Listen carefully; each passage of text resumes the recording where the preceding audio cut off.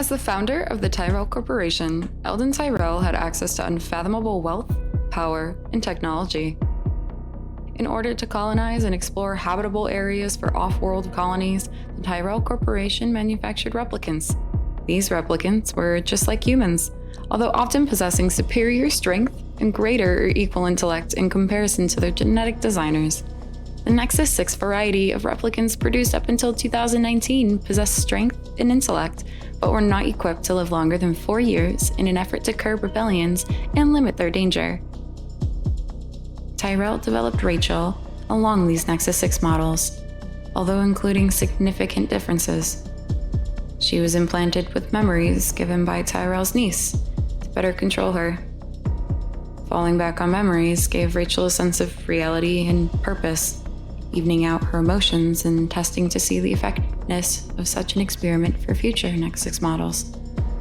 Whether Rachel was the only Nexus 7 produced is unknown.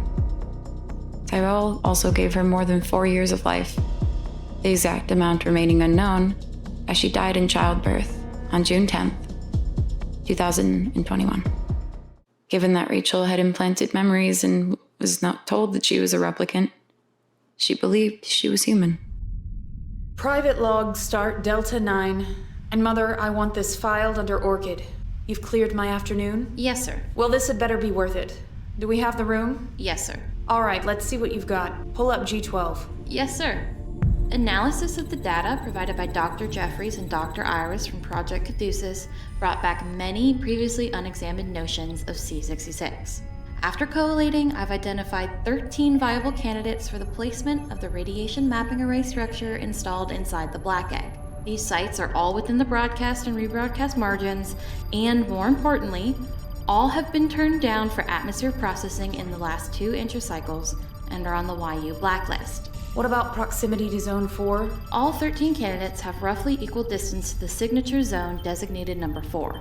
Candidates 4, 9, and 13 are closest, but there are issues with terrain and weather to consider. I know you have one in mind, so just say it.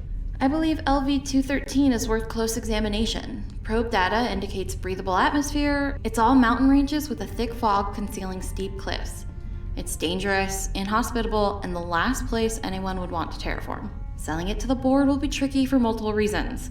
Supply cycle, communication windows. However, it would be entirely concealed, and research could go on in secrecy. It could be pitched as the most discreet, if not necessarily the safest option. All right, let's work it up. Terry and his team will be in next week, and we're all on this for now. We'll give them the facility they want, the secrecy they want, and the staff they want. And while they make their precious death machine, you and I will find the progenitors ourselves. Well done, Violet. Thank you, sir.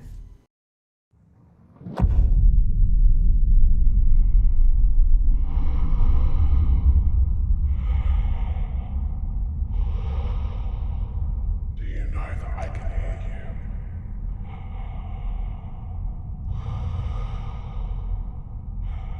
Do you ever hear me?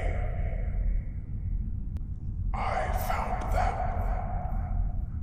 It took me 100 years, but they yet live, waiting, here with me. Now I look through the eyes of the progenitors. I have so much to show you. Come and find me, or I come find you.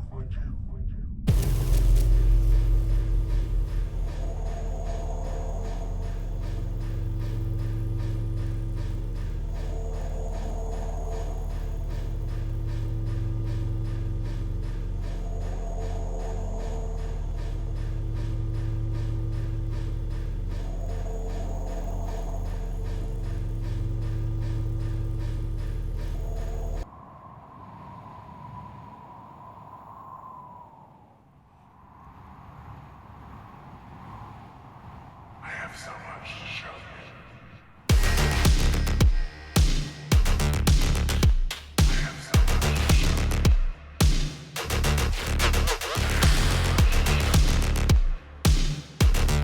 I have so much to show you.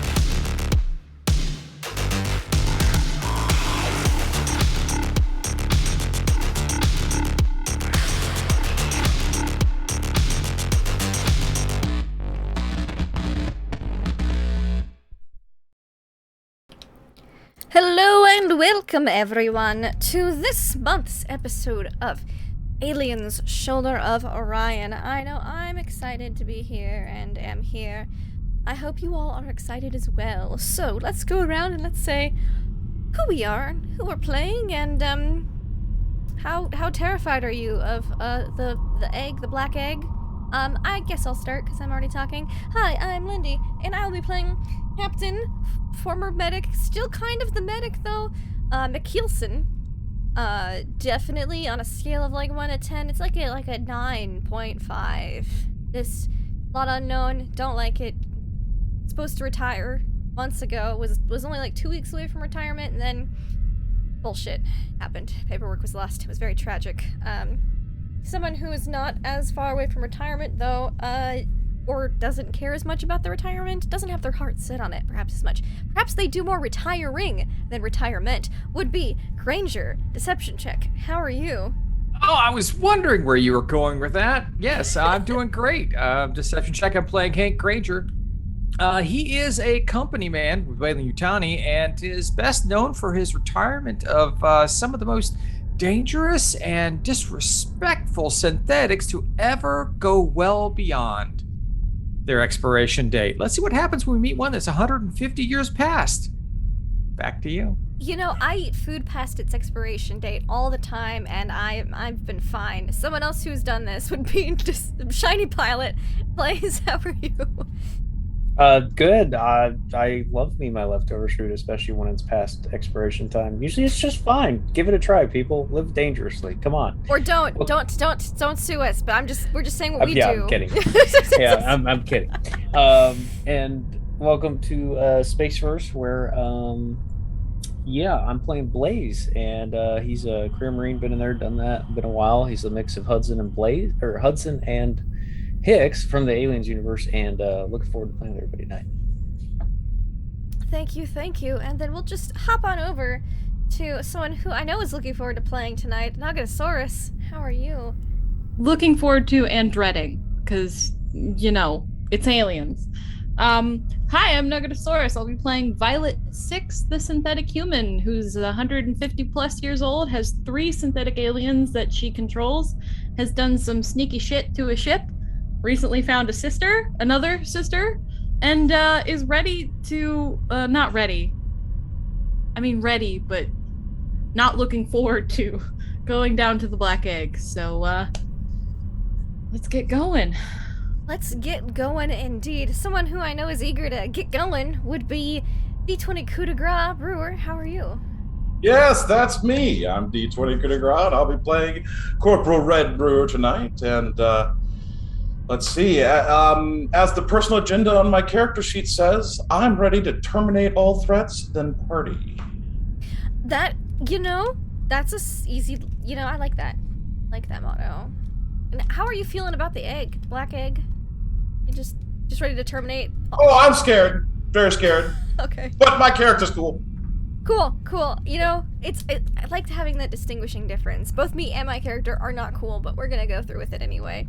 And of course, we have our lovely guest this month with a brick. Ray, Plan R, how are you doing tonight? Hey, I'm doing really well. Hi, everybody. I'm guessing I play Plan R, a clone of Violet. I recently came out of a tube and learned a lot of things and also told Violet a lot of things. And now I'm back in the tube after stealing a lot of money and flipping a painting upside down. So we'll definitely see how everything goes today, but I'm very excited to be here. Very excited to be here. And one who flips paintings upside down would be our game master, producer Trav. How are you? Super prepared, right? I don't know who is responsible for the thing. Yes, thank you, Lydia. I'm very prepared, very together for this thing. My daughter wants to tell me all about the potions she's making, so there may be some of that going on. But meanwhile, we're here to play some aliens. Here with the people. The USS Remington floats through deep space. And it seems so calm, and it seems so quiet. But inside, Things are getting busier and busier and busier.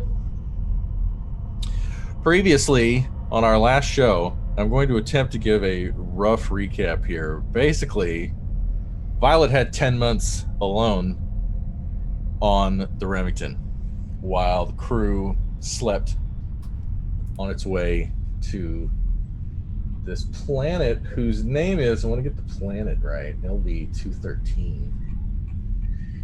And what happened? Violet woke up R,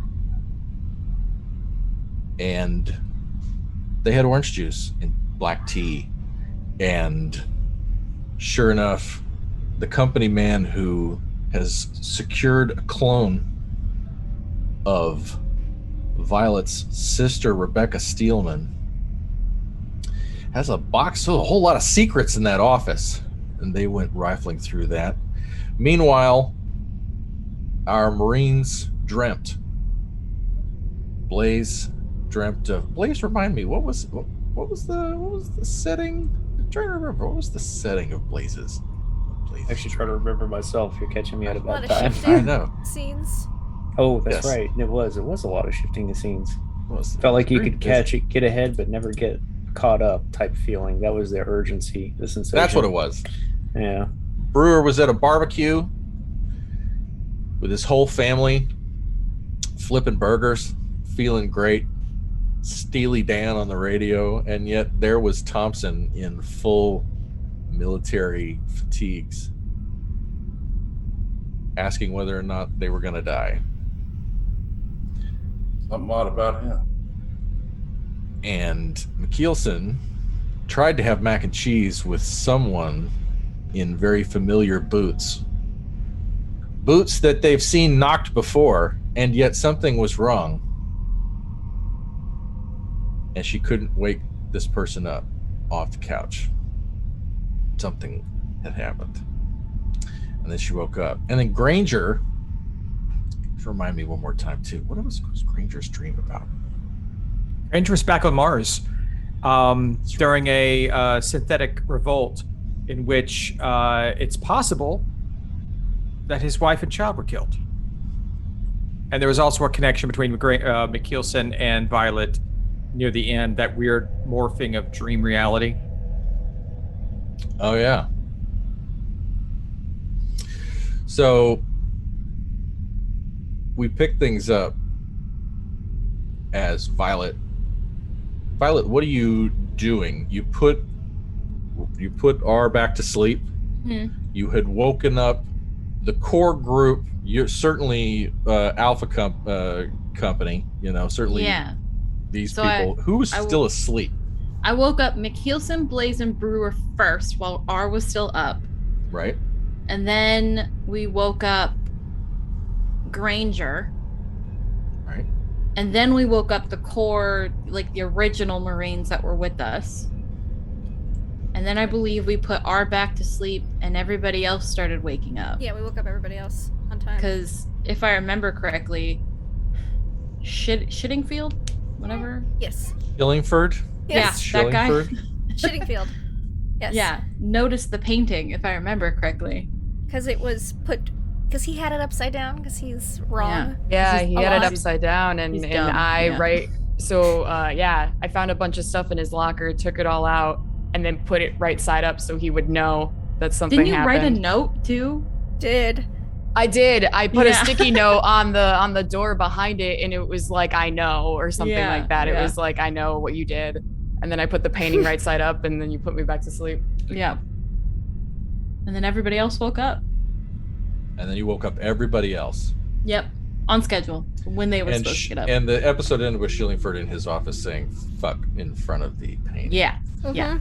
So everyone is up. So let's talk about who everyone is, because there's in the midst of Shillingford in his office. We're going to go to that scene here in a second.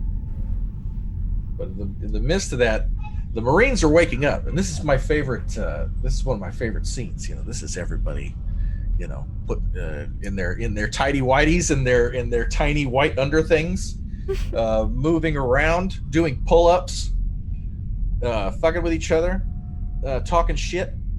And so there's Blaze and Brewer, you see on the screen. There's Fisher, who we decided is Jennifer Connelly with blonde hair. This is 90s Jennifer Connelly. We're doing this so that we can actually give a shit about some of these guys. We've got Lowe, currently McKeelson's number 2, as assigned by Burkhalter. Oh, we didn't mention that the Captain Burkhalter had a heart attack in the middle. Yeah, Sergeant of Major the trip. Maxon Burkhalter is in a coma. It's not great. It's not great. And everybody's kind of finding out about that, right? So the murmurs through the Marines are now everyone's kind of looking at McKeelson, and especially the people who were in this kind of former Bravo company that's now getting folded into this platoon here under, it would seem, McKeelson's command. There's Lowe, right, who I like, who smokes a pipe. Wrong. I think Poorly. he poorly smokes a pipe. Yeah. He's making the gesture of wanting to smoke a pipe. Ugh. But we like him. He kind of disgusts McKeelson, but it's fine. And by kinda, I mean he does. But he seems sincere. That's also partially why he's disgusting. Like, how dare you be pure? And there's Hennick, who Blaze got in a fist fight with 2 shows ago, right? They had a dust up in the kitchen. That's right. Yeah. Kind of a Tex looking kind of skeezy dude. I don't like him already. Yep. And then there's Thompson. Well, I can't remember if we had assigned It's anything. just a And then big we old got round-faced sweet lad. Oh yeah, this is Thompson. Right. Thompson, who has been, excuse me, what the hell am I talking about? Thompson is the sort of a young Marine who has taken a shine to Brewer for some reason. We're gonna put Brewer's pal. Mm-hmm. And then we got Kennedy, of course. My radioactive girlfriend. Keelson's radioactive girlfriend, who of course has used a gun with radioactive ammo that seems to have left her with a permanent radioactive It's fine. condition, which is fine. You can It's be definitely not radioactive. fraternization. We're not going to talk about it. It's fine. No. And then we got Heston, of course, who's Animal from the Muppets, and is like wounded but totally walking it off. Right? He was Yeah, he got medical pierced, and he got patched up. Yeah. But yeah, he's fine. Okay, so then from the other ship, we're folding in Private Pierce, who is going to be a young Alan Alda, Private Dawson, who I'm saying is a rugged Katie Holmes. Putting rugged Katie Holmes in here. Like Katie Holmes after like killing 12, 15 guys to escape a terrible thing, right? She's looked death in the eye. Okay. Gasper. Somebody put here Linda Carter, which I love, right? I have a big crush on Linda Carter, so let's just go ahead and go with that. She's tall like Linda Carter too. I mean, I don't know how tall Linda Carter actually is, but in my head, Linda Carter's like at least 6'2". So let's just go with that. Carter is a tall drink of water. We got fellows. Someone has typed in here young Mr. Rogers, which is fine.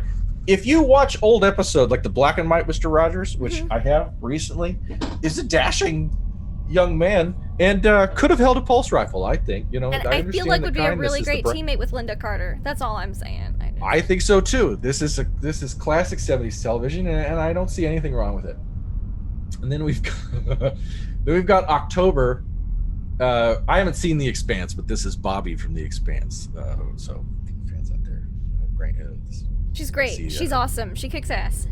I'm glad to hear it. You're gonna need it. Bazzelli was Amos from The Expanse. I have to Google these people. We were talking people behind the curtain. These names came up.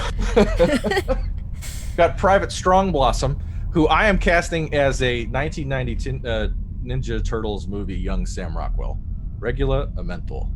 That's who I want right now. And we're gonna go put Private Ashley, and let's just make him Skeet Ulrich from the same movie. This is Ninja Turtle Skeet Ulrich. He's got that tiny mustache that just makes you want to fucking punch this fucking face off. God damn it. But he gets all the chicks. What the fuck is up with that? Like he looks like just fucking want to hit him. Anyway, sorry, this is my own foolishness. Anyway, 90s were a funny time. So, what were we doing? Playing Aliens. Good times. Have I burned 2 hours yet? Here's the deal. Everybody's waking up. Everybody's eating shitty cornbread. Everybody's talking. And you see Blaze. Blaze, what are you doing while everybody's eating and kind of shuffling We've around? been awake from a while, but we've put on our skivvies to pretend like we're waking up again. I was gonna say I'm eating this shitty cornbread and staring forlornly at it, wishing to God I had something else other than shitty space cornbread. I mean, it's all reconstituted anyways. Come on. Well, Fisher is in line, but she's making eye contact. And she's getting pinto beans and some sort of meat, some sort of mystery sliced spam kind of a thing, fried space spam, mystery, space spam kind of a thing. You get a ration of that. God help you. Stick it in the microwave, yeah. And she makes her way over to you, and she slaps it down. She sits across from you and swings her leg around the chair like Jonathan Frakes in Star Trek: The Next Generation. He had kind of a certain way of sitting down in a chair. She kind of swings her leg down. Blaze enjoys the view and the leg swing. I mean, skivvies, come on. Okay, so she'd sit down in front of him, and he'd just kind of eat his food. Coffee. They call it that, at least. How come they woke you up early? I'm sorry, what? They woke y'all up early, I could tell. How come they woke y'all up early? Well, sometimes I get this case where I really have to go to the bathroom, like really badly. Oh, is that it? You had to pee? Is that why? Is that why everybody? I get hella bad morning wood. Yeah, hella bad morning wood. Like, probably blast the cover off the container if I'm not careful. Looks like you took care of it. That must have been a big. Oh, it was a big deal, right? A big out. Yep. Wow. Like a Happens Russian sometimes. racehorse, says how I've heard that described. Russian racehorse. Never heard that one. I like that one.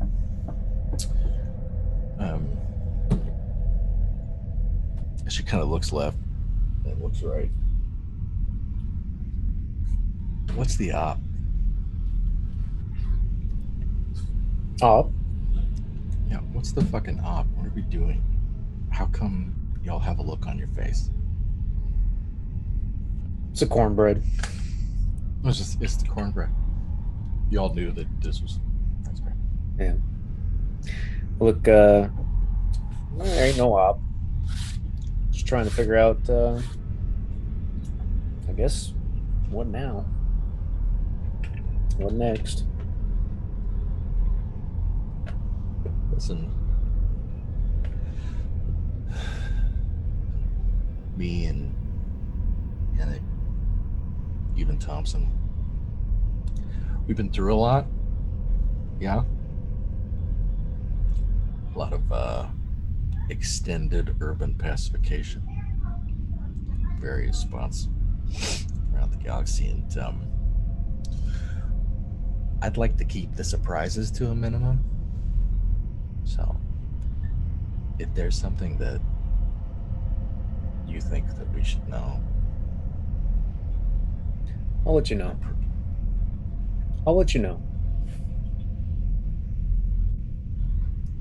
Don't worry about Hennig. He's a pussy. Kind of looks down the table towards him. And okay.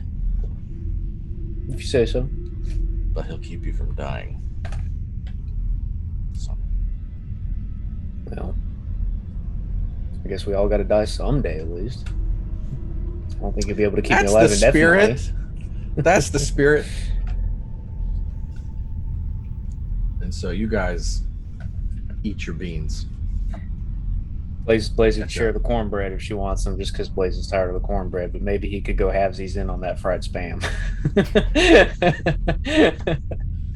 Hard to say no.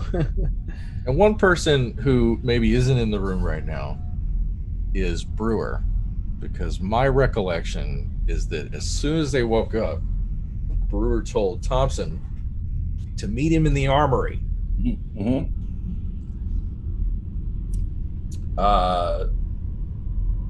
Brewer's waiting in there, checking weapons. Triple checking weapons. Yeah. When I want to fire, when anyone in this armory wants to fire that weapon, it's going to fire. Thompson comes in. You're a good Marine. Thompson kind of shuffles in like he's been asked to go to the principal's office. And his eyes are big under his hat. That's his helmet that's maybe a little too big for him. And he's gotten dressed and put himself together. And he like comes in and arrives at attention. That is Thompson.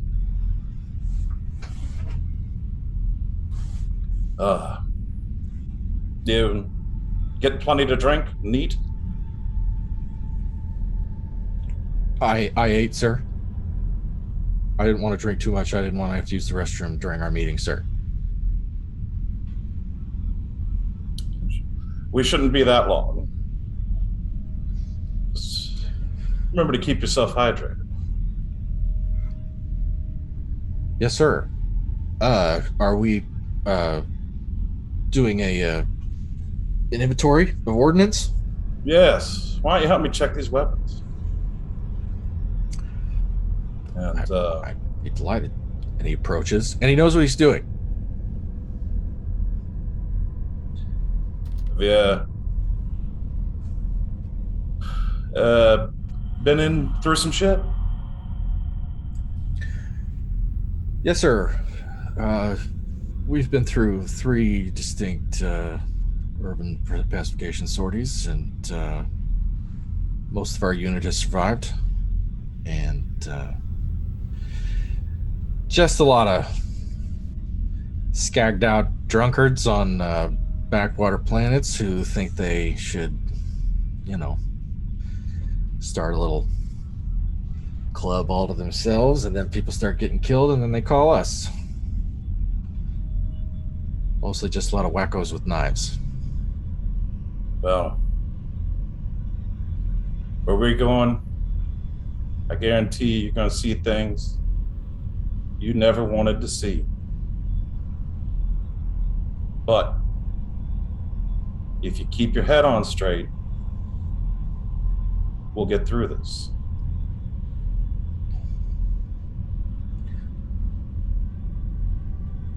Do those things,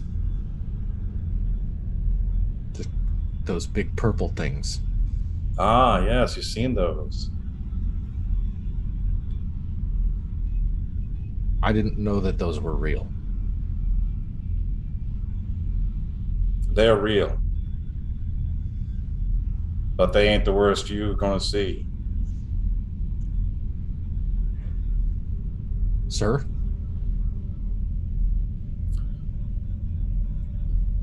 Check your weapons. Yes, sir. And he enthusiastically begins to gather his loadout, and I think he goes straight for the grenades. Like, I think that there's, like a whole All the steel heavy cabinet. ordnance. Right? He starts pulling the grenade launchers. He starts pulling the C4. I mean, I think that there's an explosives loadout that, clearly you have. Oh yeah. And I think that maybe that's maybe kind of a cool thing that could happen in this scene is Thompson goes from like, a squad gunner, Light infantry. yeah, to like suddenly he's got a bandolier and some real explosives and a detonator on him. He starts asking you about the detonators, and like, does red go to red and blue go to blue? Yeah. And We just go through it all. We'd go through the checklist. Everything is I's dotted, T's crossed, and just if if we go by the book, we're going to be all right. I love it.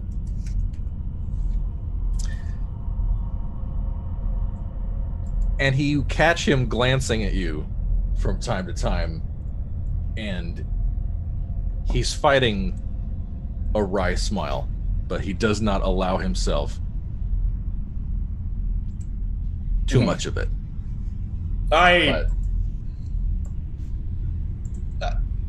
I'm trying to hide the worry I have. And I think he's doing a pretty good job at it. He's rough. Sweet boy! Yes, I say, well, looks like you're set. Thought maybe you could join Alpha for a little while. With your with you, sir? Yeah. Oh, well, I mean, obviously, isn't that up to the captain, sir? Yeah. I'll talk to the captain. Nothing to worry about. Okay. I'm so used to just rolling out me and Lieutenant Lowe, like a lot of backing up Lieutenant Lowe, so that would be a refreshing. Is that are those the incendiary? Could you have me I think I need 6 of the incendiaries and just Here, take 8. Are we bringing napalm? There's a whole thing of napalm right here. Yes. Really see that. Oh, yes. Yeah. I help him pick up the case. I mean, I think we could put that in the Cheyenne. I mean, that's a lot to take with us, but I think we could do it. So you guys have a lively conversation about the crazy shit that you're bringing onto this thing, and we'll Why are we bringing enjoy so much that. flammable stuff? Why is it? Is that a bomb? That was Thompson's idea. He doesn't know. Napalm's not a bomb. C4's a bomb. I mean, I'm waiting for Brewer to come in and tell me, Are we getting these that giant? Thompson's going to. Why are we getting these giant cans of Raid? Oh, no reason. You just gotta put the lighter in front of it. Don't forget to the space nerve gas. We need that. Meanwhile, Granger,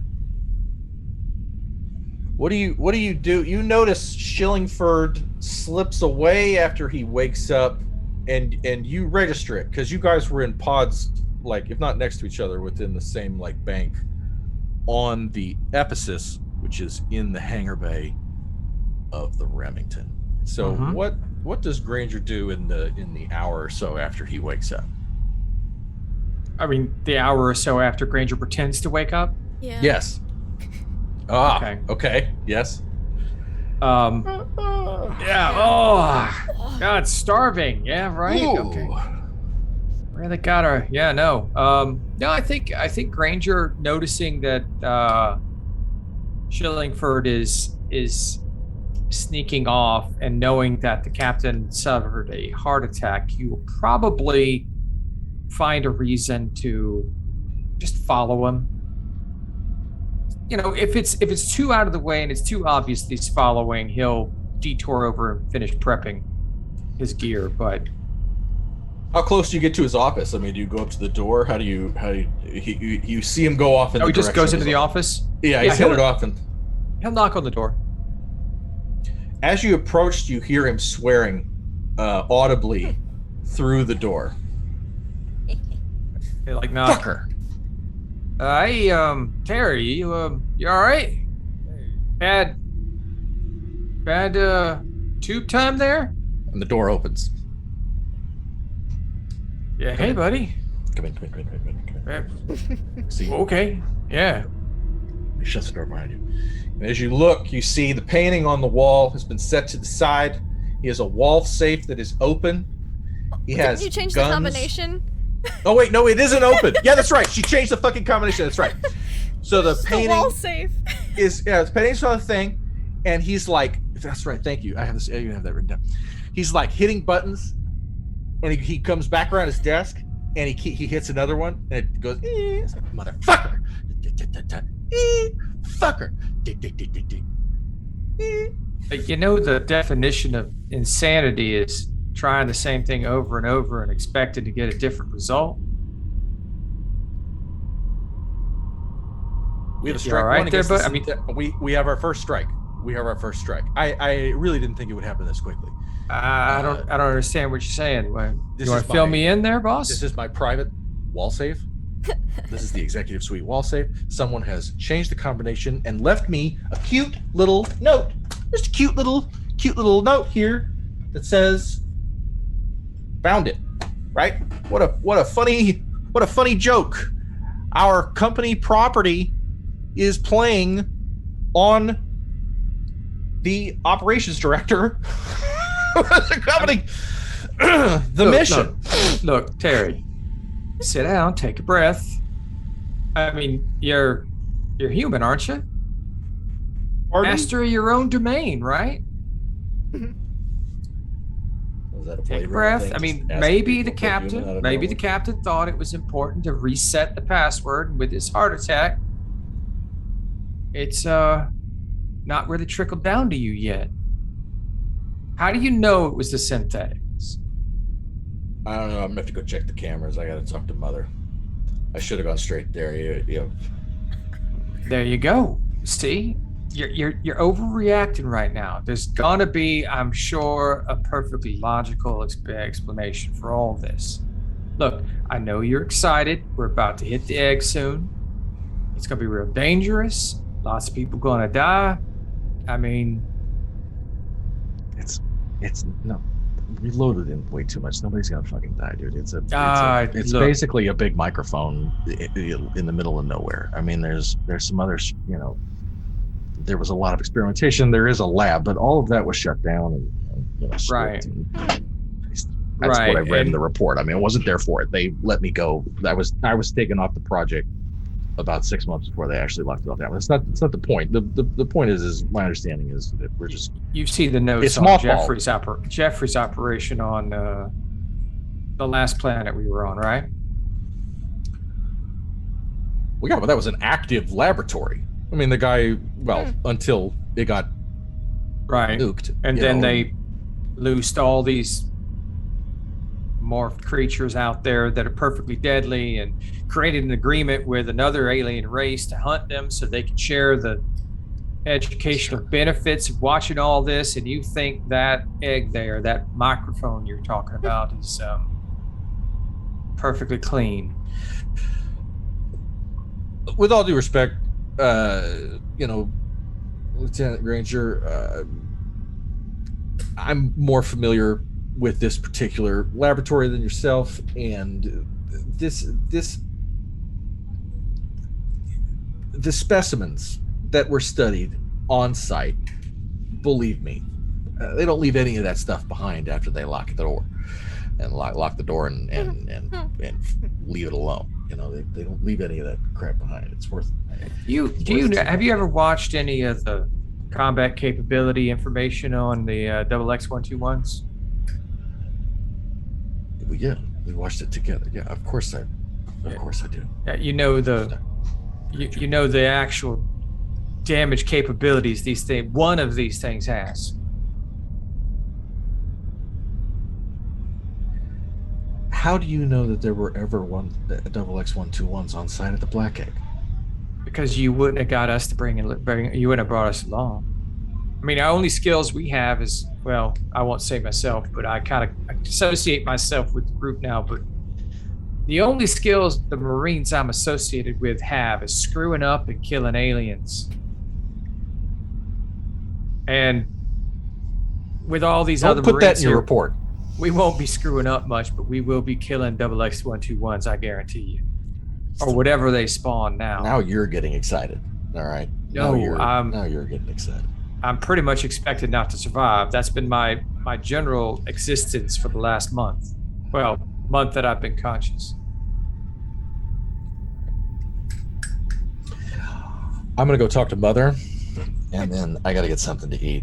and then Yeah. we're waking up our friend over there. All right, I'd like you. That's around. why you think the synthetics are involved in harassing your private domain, and you want to bring one online. This one's been asleep the whole time. The other one's been walking around alone for 10 months. Really?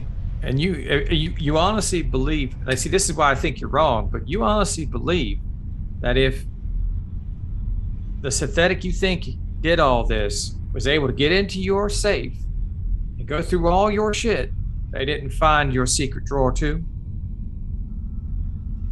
Do you know something I don't, Granger? No, I'm trying to. You're freaking out here in this room, and I'm just thinking you need to take a breath and figure out where, like, you thought you got raided, and all it is you forgot your password.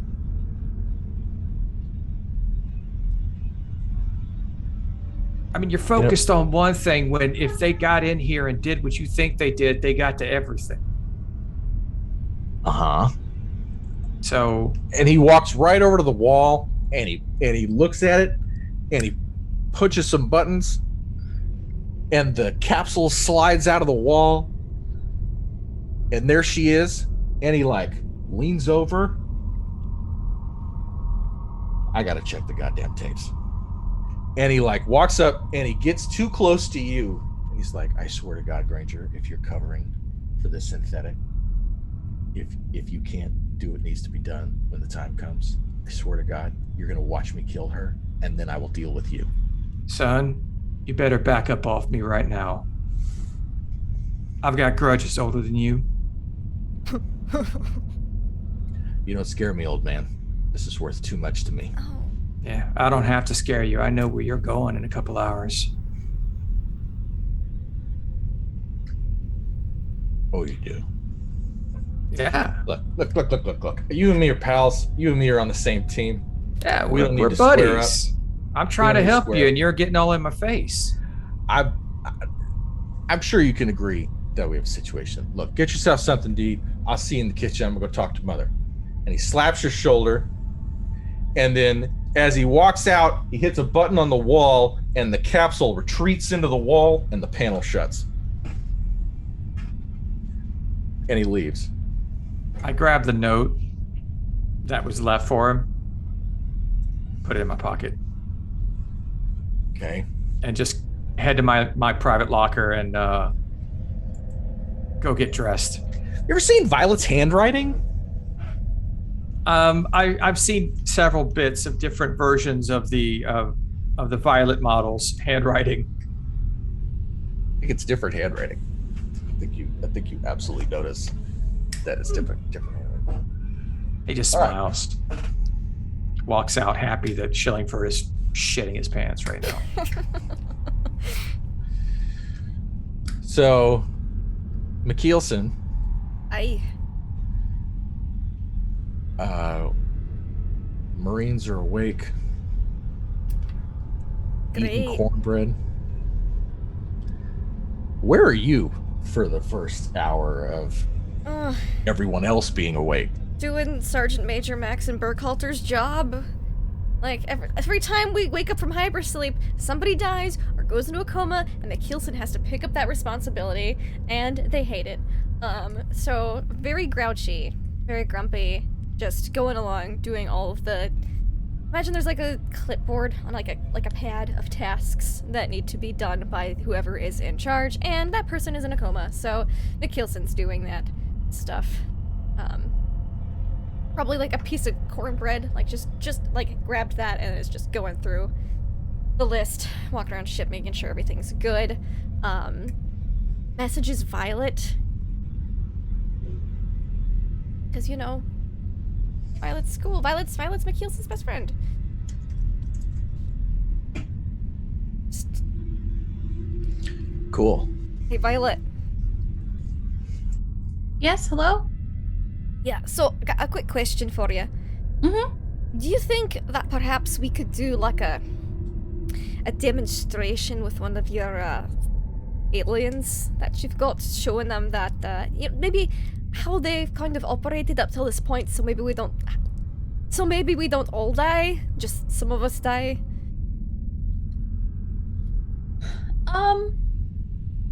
Yes. Doesn't have to be all three of them, just one of them. We can, like, rig up a dummy and be like, Yeah. look, don't get close. This is how you die. Yeah, because I still do have the one that nobody's seen yet. Mm-hmm.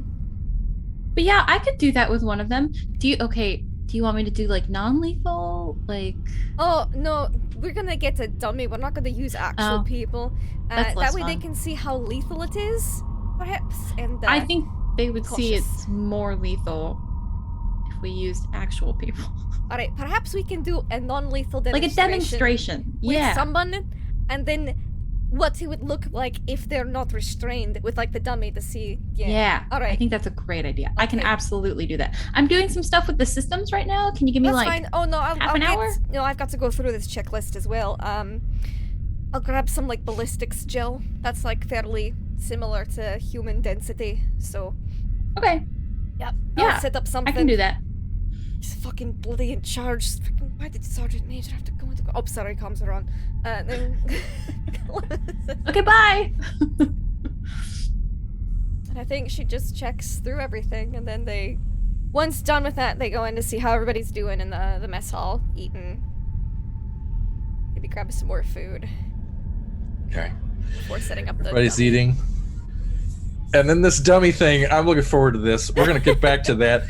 Before that happens, Violet, or maybe like shortly after this conversation, Yeah. like immediately after, Violet, you get, now let's assess that while you communicate with Mother on the Remington, you effectively are Mother on the Remington. That the Right. AI Mhm. runs through you and you are responsible for its processing. And then I believe we Yes. established in the last show You had that 10 the months to gain AI control of the... It's on the this Ephesus. answers to me as well. Yes. Yes. I am like completely embedded, and I think if I remember correctly, I stunted, so we did it so they would never be able to detect me in there. I think if I remember correctly. you did. Sounds right. So we'll just talk. I don't really So even It's Mother May I, and then Violet answers. Yes. Yeah.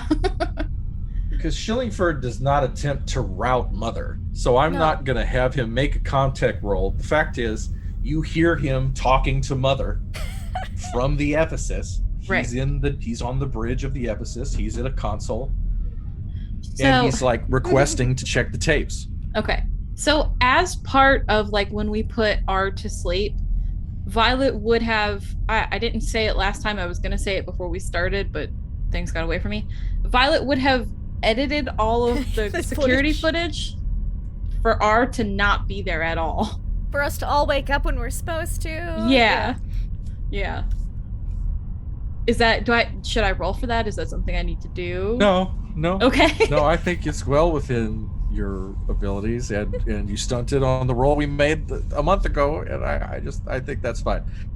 What you maybe then hear is him cussing out Mother. Okay. Yeah, I And let him he's- see everything, and it shows the only time that Violet goes on to the Ephesus is when Burkhalter had his heart attack, and she went in there with R, but she went in there to save him, to check on him. Right. That's the only time it shows the video shows You her going onto in. the Ephesus. Yeah. Right. Okay. But you've edited everything else out. Yep. And frankly, that means the timestamps are missing. So there's a thing where you either, because I will kind of make you roll to make it look like nothing happened when Okay. clearly something did. Yeah. But if the time codes are just straight up missing and it looks like it's been doctored, you get to make a decision about how much you want to conceal. Can I do the roll? Because I want it to look like absolutely nothing has happened. I Yes. think you do the roll. Okay. I feel like Violet has learned well from the Keelson. The arts of subterfuge and forgery. What? All right, with my 14 Comtech. Yeah, I don't know. Yeah, the odds are against you on this one with your Did it go? OP as shit context score. No, it's not going. Oh, there we Oh, go. Oh. Okay, I'm here to tell you that the first The time first you did one. Yeah. it, 0 successes. Damn. Would I be able to push it? Yeah, you'd be able to push it. Okay, I'm gonna push it and roll again. And take a stress. Do I take the stress before I push it? Yes. Okay. Because you get that die. There you go. 3 successes. Nice. Of course, baby. Okay. So you've created a seamless, you got an AI that has repeated frames while the time code clock is running. And this is that Ocean's 11 shit where they've clearly, doctored the tape and they've made it look great. They put the mirror in front of the deal and it looks beautiful. And and it changes the reaction from those motherfuckers robbed me to have I lost my mind? Yes, right? I'm here for it. Because you hear this long pause and he's like, then he goes back to tapes like 2 months ago and 3 months ago, and he misses lunch as he scrubs old footage looking for when did the painting go right side up before he put, could R have woken up before they docked with the Remington? Like, you hear him running through all these scenarios, and you have successfully gummed up the company man into a hell of his own design as he attempts to figure out why the fuck things just seem to disappear around here. Let me slowly unravel this man. Yes, please.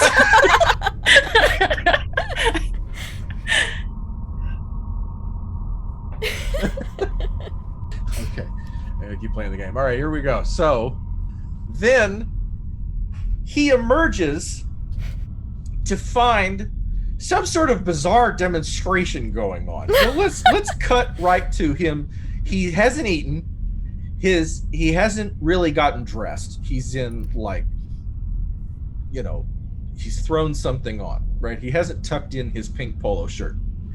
And he makes his way. Where is this demonstration taking place? This is the conference room? What's going on? Oh God, not the conference room. I would imagine it's in the cargo bay I imagine the cargo Remington, bay. like outside of the emphasis, because that's got big wide open spaces. Mm-hmm. And lots of places for aliens to hide. Yes. Okay, I think before he comes in there. All right, so we have a bit. Okay, so he screams and yells at Mother. He's in there for almost 2.5 hours. Where are you having this demonstration again? One more time. In what part of the ship? The cargo bay of the cargo bay? Remington. In the cargo bay, so Which he is- can hear people talking. Yes. And he comes out of the Ephesus and looks and comes down the loading ramp. And what does he see? He sees all of the Marines, kind of like in Aliens, where they're all lined up and lounging and stuff. Yes. And he sees a medical gel synthetic dummy. I imagine there's also medical training dummies. This is a military ship, so there's probably a couple of dummies set up in different places. And one Marine volunteer. Yes, we need one Marine to volunteer. Currently being non-lethally mauled by an alien. Non-lethally. Key component there. Yeah, and I think it's one of those things where it's instead of giving them a real gun, they've given them like a cardboard replica, the fake targets that you'd probably shoot at, to aim at target practice. Here's your fake weapon, just, walk past, do your examination, see if you can see them, hear them, and then this is what this looks like. Everyone pay attention, and that kind of thing. Jumps out from the shadows, stalks behind him, he doesn't see it, it leaps and murders him. Yeah, not really. Non-lethally. Non-lethally pins, and then, non-lethally stabs with tail. Who would volunteer for this, I wonder? Brewer has volunteered Thomas. Yes! Thompson! Well, Thompson's been voluntold. And then Kilson's like, alright, I like your spunk, let's go. Alright, and then this is a demonstration, these are some creatures we might be facing on the Black Egg. Or LV, whatever we're heading to. Please watch. Thompson, would you please clear this room? And I imagine there's been some crates moved to simulate a hallway or a room or something, and just go ahead. Just go. Love this. During the demonstration, Brewer wants to go over to Blaze. So, guy's pretty green, huh?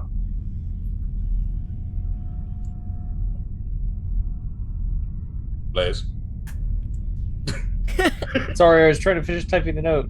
I'm writing down what's happening now. I was like, come on, type faster. But yeah, he says Thompson's pretty green, huh?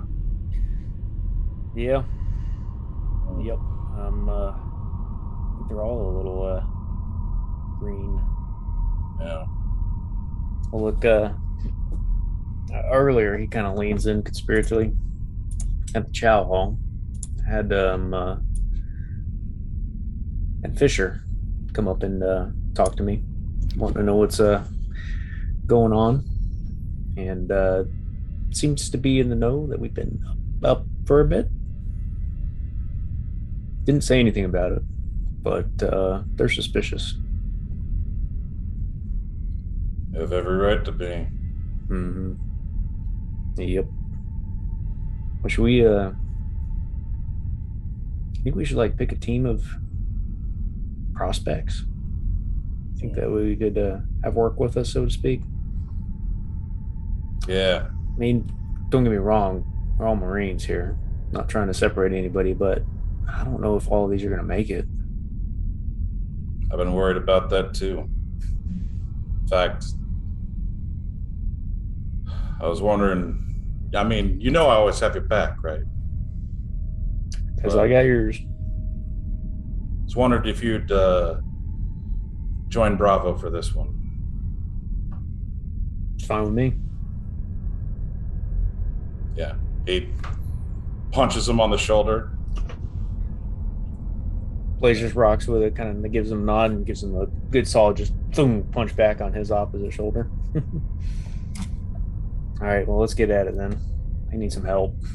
Keep them together down there. Yep. I'll try. Stay alive. That's the key. We'll get out of this shit. One way or the other. Or we won't. It's been a good run. I don't intend on dying down there. And he just nods at him and goes back to watching the demonstration. Yeah. Which, during this, I like to think that that Squad 2 is asking a lot of really dumb questions. Oh yes, and there's like the ballistic gel cubes with like marine hats on them to simulate the Marines that are going to die terribly from these aliens surrounding our volunteer. And just for the folks at home, I want to complete the visual here because you may have come in late. So 3 or 4 shows ago, 9 purple xenomorphs with digits on their foreheads 01 to 09 were unleashed from rigged escape pods onto the Remington in order to kill everyone aboard. Violet managed to strip the AI protocols from 4, 5, and 6, and in the melee managed to control them completely.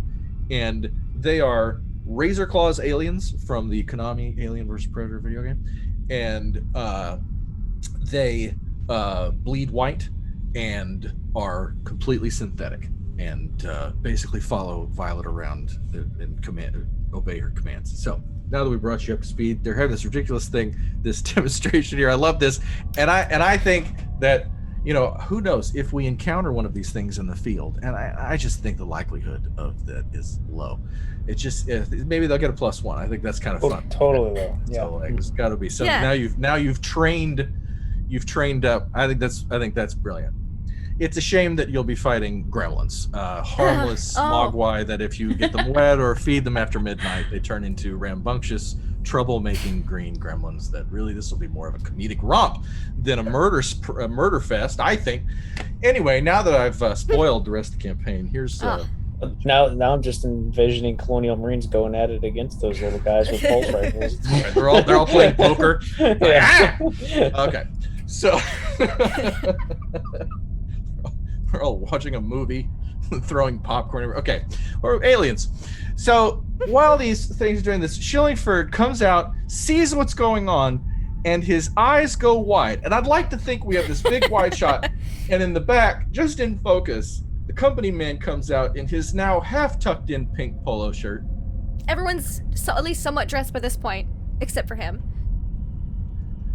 But he bolts up to the front and goes straight up to Violet. This is unacceptable. This is company property. This is shadow work. You're not supposed to show this to people. These are black. Do you understand? These are not. They're purple.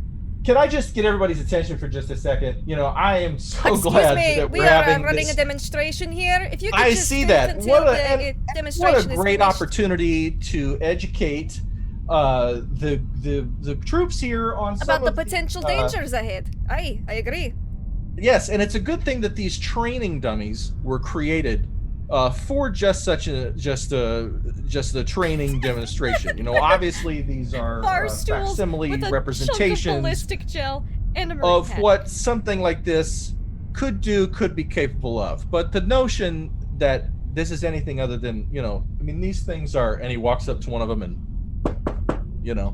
As You see, soon this as is I was made of gonna a- say, Yeah, message Violet, it be like, Violet, reacts- could you just based on Violet's like personal Oh reaction yeah, they always to hiss shitting at him. field, I forgot that. They hate it him so reacts much. very viscerally as he approaches. And Oh, which is great because they just saw Yeah. like the simulation and then it just like lunges, right in hisses. in Yeah. his face. Ah! Ah! Ah! I dropped my putter. You probably shouldn't touch them. They don't like it. You know, listen, this is a good time for the debriefing. So might as well, as good a time as any. So we're going down to a facility codenamed the Black Egg down on LV-213. And I know some of you have read the report, some of your preliminary notes, those of you who are checking your mail. But the point is, we should just be going down there to a mothballed, cold facility. Do you understand McKelson's this just thing? shaking their head behind Chillingford, like, There is a laboratory incorporated in the schematics of the Black Egg. There is a department for that, but there's also like a lot of this is basically just a massive space microphone / telescope. So we're just going to go down there, recover some data. You guys are here to watch our backs. Do you understand? Anything perhaps strange? Really, this is about, as anything is on this mission, protecting company property and salvaging what can be salvaged from one of the premier research sites in the company's history. Okay, this should be in a museum, I think, is how all of you should psychologically be ready to approach the site. Okay, this is a giant artifact of company history, you know, and potentially even human history. Okay, so let's all treat it with respect. Let's treat the mission with some respect.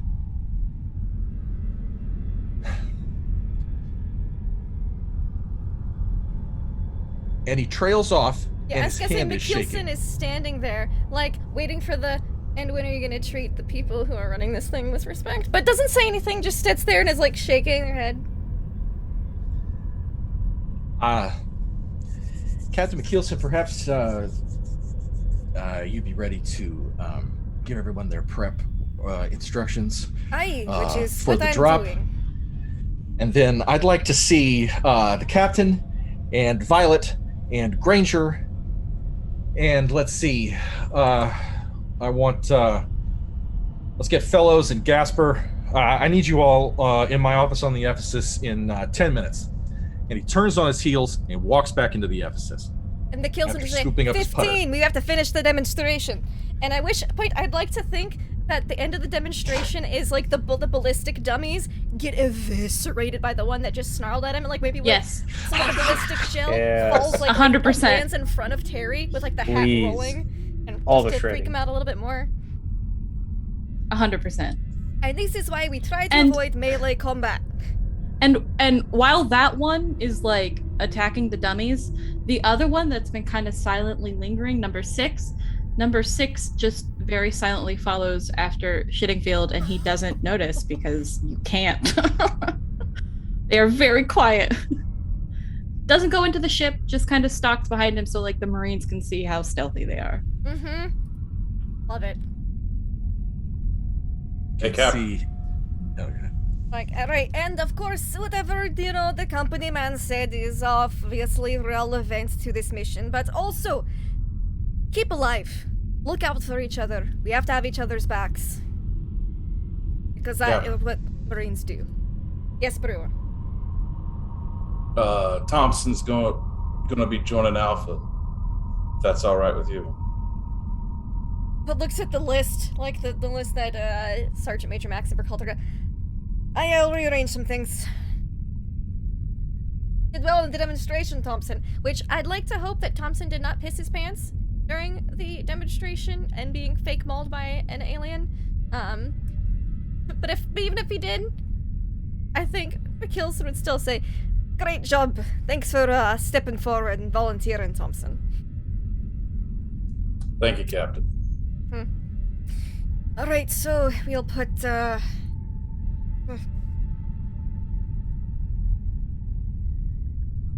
we'll put swap Thompson with Blaze. And then we'll put, we can't put Hennick and Blaze together. We'll put Lowe with Hennick. That'll be good. Hennick will hate it, and Lowe is responsible. Then we'll put Fisher with Blaze. Yeah, that'll work. And I think that's how the teams are rearranged. It'll work just fine. I love it. All right. As the training... Oh, sorry. No, go ahead. Well, I was just going to say, as the training session kind of wraps up, and 5, by the way, nobody's seen 5 for number 5 because they have been in stealth mode the entire time. Nobody has ever seen 5. Violet just kind of clicks her radio and she goes, Granger? After a moment, you hear him come back. Yeah, Violet. Hey, the guy, the guy, his name doesn't matter. He wants to see all of us in his office. Oh God, I just left his office a few hours ago. Okay, how long? Like 10 minutes? No, 15. Captain said 15 because we're doing a demonstration. Oh, shit, I missed that. Sorry. Oh, no, you're fine. I mean, you've fought the aliens before, so you're fine. We're just showing the Marines so they don't all die on impact. So, you know. Oh, God, you used the synthetic. You used the... Oh, God. Yeah, it was actually really good until, what's-his-face came and kind of had a little hissy fit. But it's fine. All right. It's funny. He seems to think, for some reason, that someone messed around with his office. He was freaking out, throwing things. Oh. It's crazy. Well, I'm the one who's been up, and the only time I was on the Ephesus was when when Captain Burkhalter went into cardiac arrest. Yeah, I told him he might have just been, hyperspace crap, Probably. Deep space can kind of mess with your brain sometimes, He didn't have much one to start with, I don't think. So, all right. Well, I just figured I'd let you know. He's probably going to ask some questions or something like that. I know you're good with that sort of thing, so... assuage his fears. Oh, of course. Yeah. Of course. All right. Yeah, 15 minutes. I'll be there. Okay. Thanks, Violet. Okay, bye. She clicks off. And where was Granger during that conversation? Granger is doing basically what Brewer was doing. He's going over all of his gear, double checking it, grabbing extra pieces he doesn't think anyone else is using. So, when he walks into Schillingford's office, he's going to be in his full riot gear. It's all blacked out. It's plus the new pieces he had to go and paint them with the matte black that he always uses. he's got a complete look that he Punisher has. now. Yeah, he's completely covered. He's got everything set up, and he is ready to go to war the moment he steps into Schillingford's office for the speeding. Okay, so again, the Ephesus is a nice ship. It's luxury, yeah. It's like the Lexus of company spaceships. That's no 90-degree angles. It's the Frank Lloyd Wright ship. I think there's lots of curves. Anyway, so 15 minutes later, roughly. Because also, he wants us there in 10, so obviously we all have to show up at exactly 15 minutes just to fuck with him even more. Yes. When you come in, you notice that, for those who've noticed, the Zippo collection has apparently been put away, because they are not there. He has laid out some ordnance on the desk and his travel material, but he hasn't gotten this clearly isn't it, and he's pissed about it, and he's looking for things he can't find, and he's opening up pockets, and he's got a bag. Let's say he's got a duffel bag, and he's like going like this, fucker, and he throws it on the ground. And just as people start coming in, and you can see he's sweating, and he's got pit stains in his pink polo shirt that he still hasn't fully tucked in, and he's like, all right, come on. You look a little hot. Would you like some water? I would. Hey, I would love a glass of water. Yes, thank you. Sure, let me get that for you. And she radios someone to bring a glass of water. I'm also, let's see. And just as that happens, I like to think that Gasper and Fellows, this is Linda Carter, and early 60s Mr. Rogers comes in. He's in, I don't think he's wearing a cardigan, but he's got the haircut. Yes. And I just don't think it's appropriate for him to be wearing a cardigan, just because we all like this guy so much. It's going to be great when his head gets torn off. Anyway, the point is that, what did I say? The point is that they come in, and as soon as they come in, Shillingford goes, oh, good. Okay. So we're waiting on Granger and the captain. Gasper Fellows, I need a blowtorch. Go ahead and get just the whatever. Just go get something to cut this thing open. And he slides the painting out of the way, and he points his thumb at the wall. Says, "Like, we gotta get that thing open. So just get whatever you gotta get to just torch right into that thing. I don't know." And they like look at each other, and I like to think the captain comes in, unless there's a reason for her not to. No, they'll come in. Yeah, Granger walks in right behind her. Okay. All right, so, thank you. You may go. And they look at each other and then turn and go out.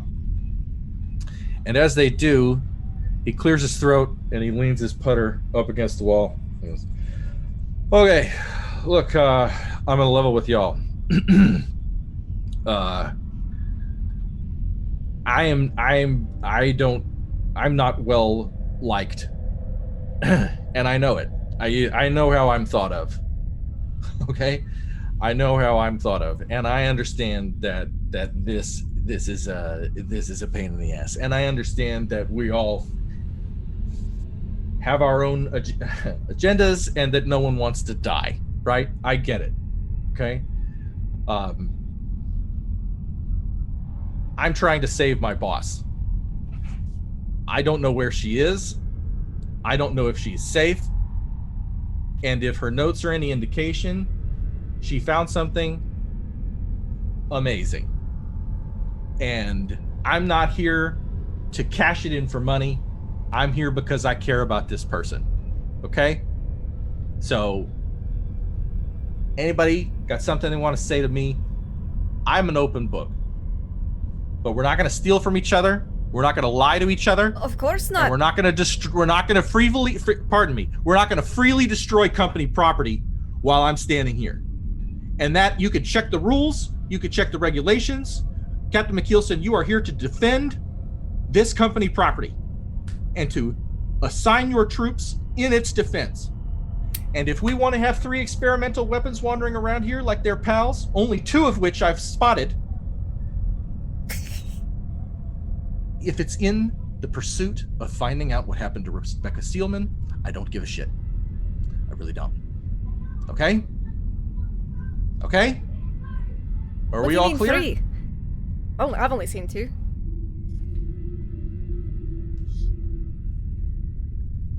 There's a third one here somewhere, and he looks at Violet. She just, innocent look on her face, just stares him down, just... Okay. So, if anybody Nobody has anything. And he turns and he pushes a button Of on course his not. desk. Why would we steal from each other? They're all Marines. It's all Marine usage equipment that were being issued and given to use to make sure as few people die as possible. As you said that, he crosses the room. As the pod comes out, and he greets the pod as it finishes its travel outside the wall. And he turns over to you and goes, "Sure."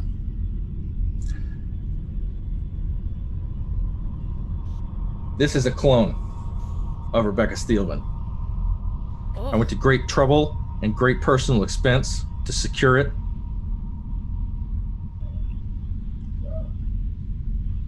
And we're going to wake it up. As far as I know, it's not going to... Pardon? I'm sorry. You bought a clone of your boss? I did. That's Rebecca kind had of- at least... That's kind of creepy. And you're calling the clone of your boss, whom you refer to as she, but then you're calling the clone it? I'm just trying to, make sure we're referring to everything properly. Look, once we wake her up, we can regard it as anything we want to regard it. This is again, Rebecca created multiple clones of herself using company resources in company facilities, and this whole thing is supposed to be painted very, very black, and so no one's supposed to know about this, particularly not some of the people in this room, and yet here we are. So Sorry. He's just losing it, and I'm so happy. Granger's like, yes, are you questions? saying you spent personal money to purchase company product, company items? Is that, you just said that you went through great expense to buy this? Personal expense.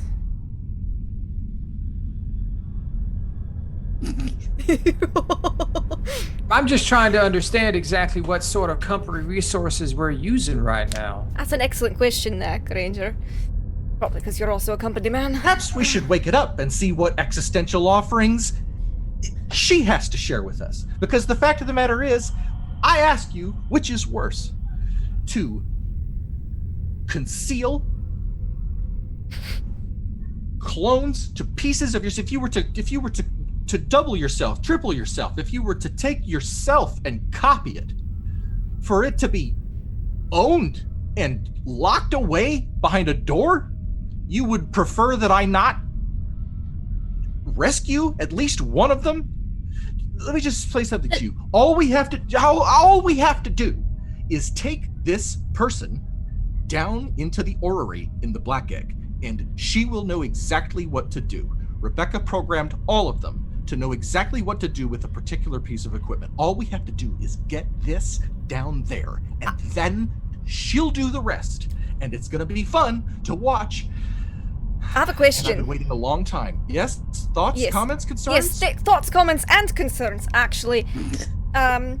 So you said that she, the clone of your boss, was owned and locked behind the door for an indeterminate amount of time, and so you bought her and have been locked her keeping her locked behind a behind door. this door until now? You want to share this now, when we're about to disembark, instead of having her attend the briefing and everything as well? I'm having a problem with his use of pronouns. It's really confusing going it, she, they, them. I mean, if you just pick one, maybe we should bring her out and ask her. She can decide. Or Or they them. can decide.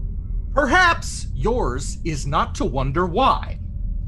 That's what Perhaps I'm yours actually paid is for. to shut up and That's- let me do this. That's now. incredibly rude. Captain McKeelson, are we seeing a breakdown of mental faculties of our company representative here? He seems to be losing his cool very easily in a simple situation. God. And he turns his back to you and starts pushing buttons. McKelson goes, look, you're right, I am the medical professional that is top-ranked on the Remington. I mean, we can get the triplets in here if we need to and double check everything. Oh yeah, we that would need. be fine. That would be fine. If the doctors Lynn would like to come in and supervise this, that's actually not a bad idea. And he gets on the radio. Could the Lynn doctors please join us in the executive suite on the episodes, please? Okay, look, it's important that she not wake up in a stressful, environment. So let's all just we're all table perfectly this for a calm second. We here. can examine my mental health at the appropriate time. Okay, let's just start Right. with her. And then we'll McKelson talk just starts about to me later. picks up his piece of paper, just starts making notes. You seem a little stressed out. Guys, I've got a lot riding on this. Uh-huh. I'm asking for your help. So you're saying you're very personally invested.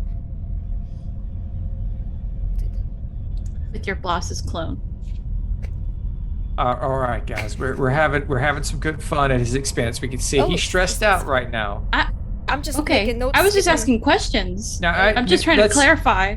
The longer we keep doing Pushes this, the the longer button. that poor creature's going to be in the drawer there. That's true.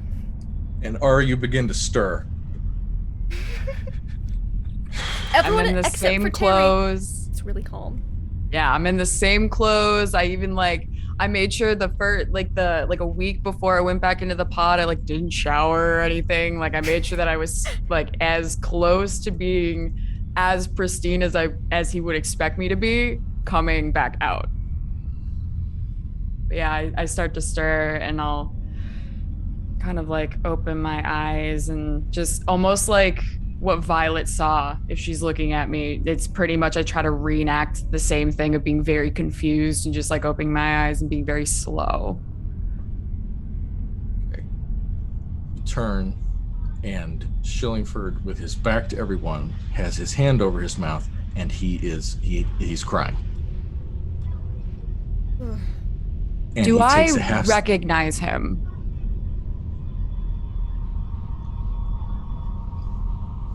Do I know who he is? Can we make a roll? Can we just roll for it? Yeah.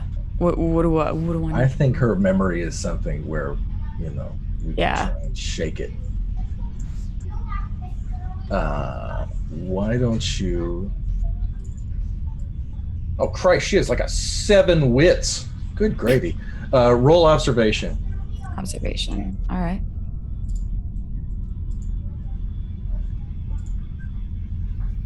One success.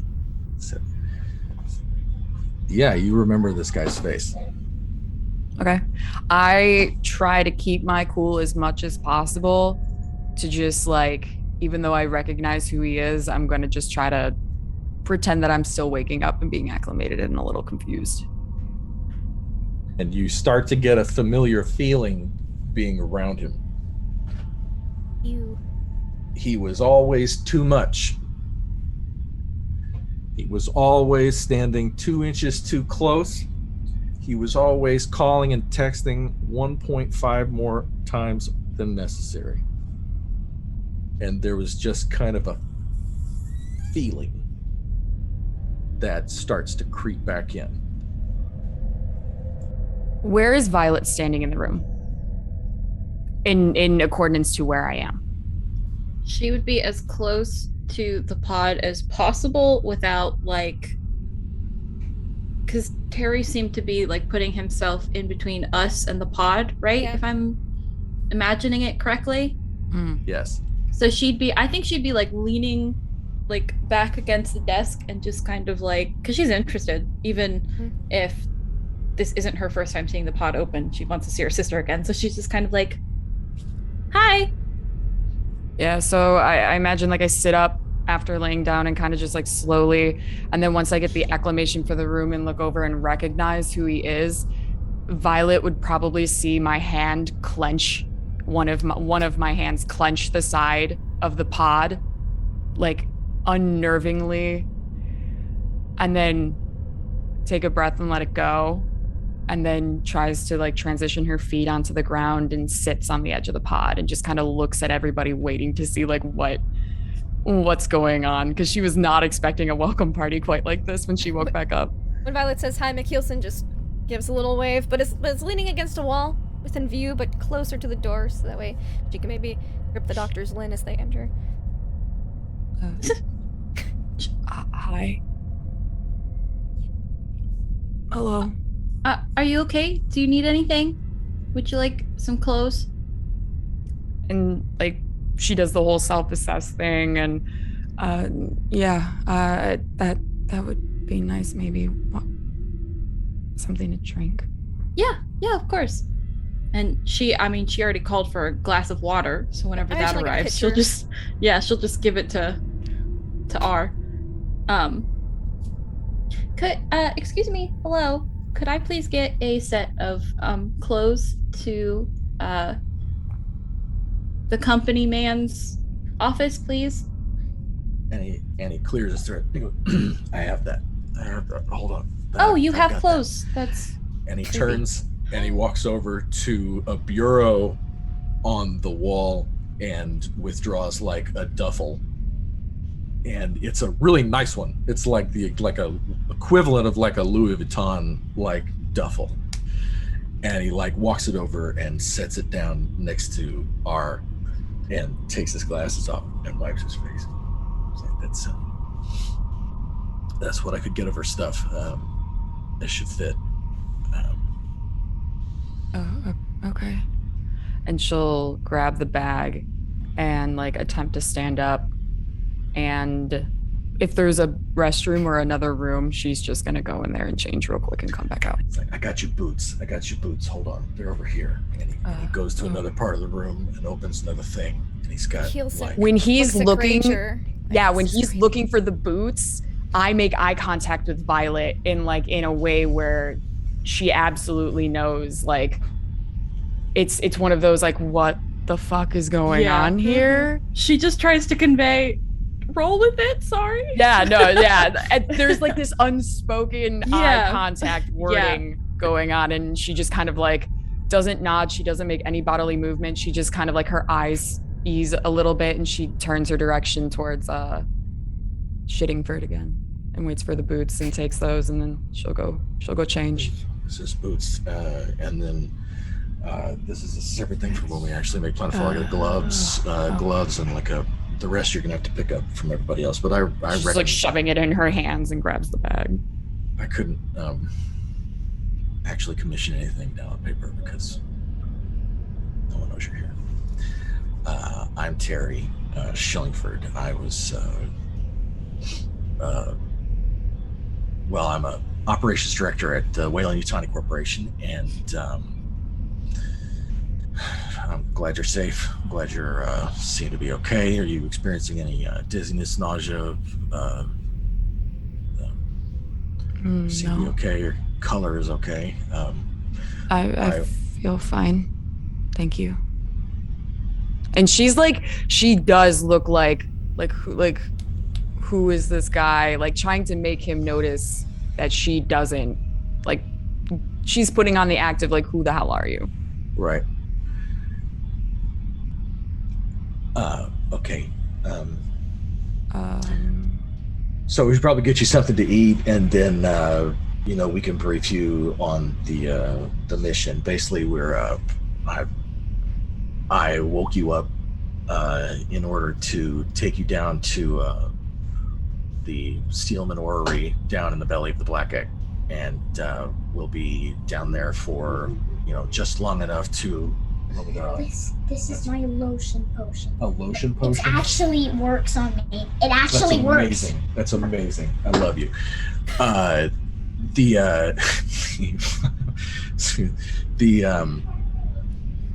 So really, we can guarantee your safety.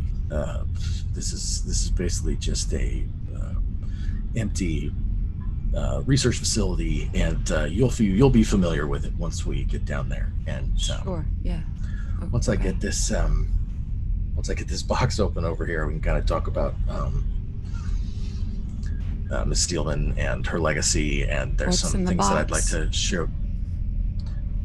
I've got some personal effects of Miss Steelman, and just some various things that I probably need to show you just to get you familiar with your creator, I think is maybe the proper term. Okay. Yeah. Okay. Maybe, I don't know. Maybe there's a better word for it, but I don't know a better word for it right now. So anyway, I'm very glad that you're okay, and let me know if anything, excuse me, a frog in my throat. If you're missing anything, let's go ahead and get her something to eat. And in that moment, the two Marines come back with a blowtorch. And awesome, great, thank you. Yeah, if you could just get right into that, and thanks guys, thanks so much. Is his back turned at all when the Marines come in? He turns like that, and then he kind of glances at you and lifts up his water, which he had set on the pod, and he picks up his water and he turns and goes to like a kitchenette kind of a thing because he can't go to his desk because they're as soon as he turns away from me, I wink at Violet. She just like a subtle like thumbs up back. He sits down and sips his water.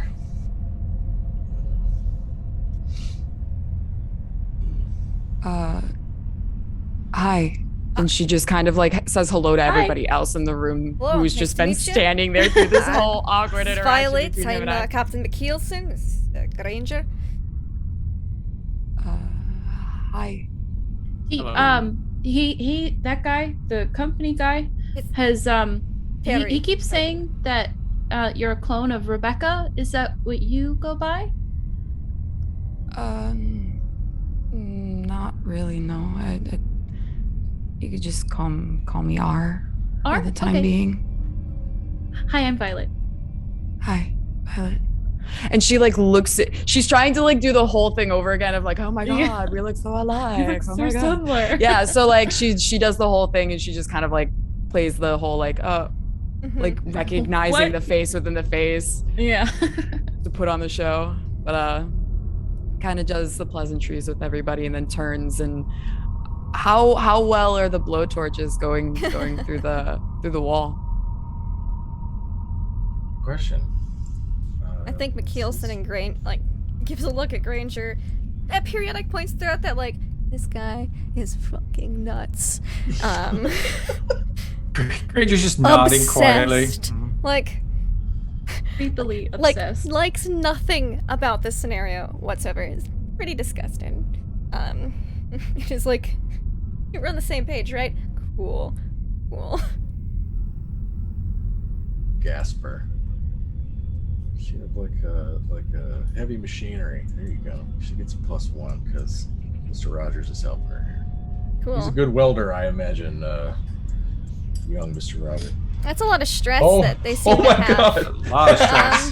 Wow, they're really stressed out. Why do they have that much stress? May I ask?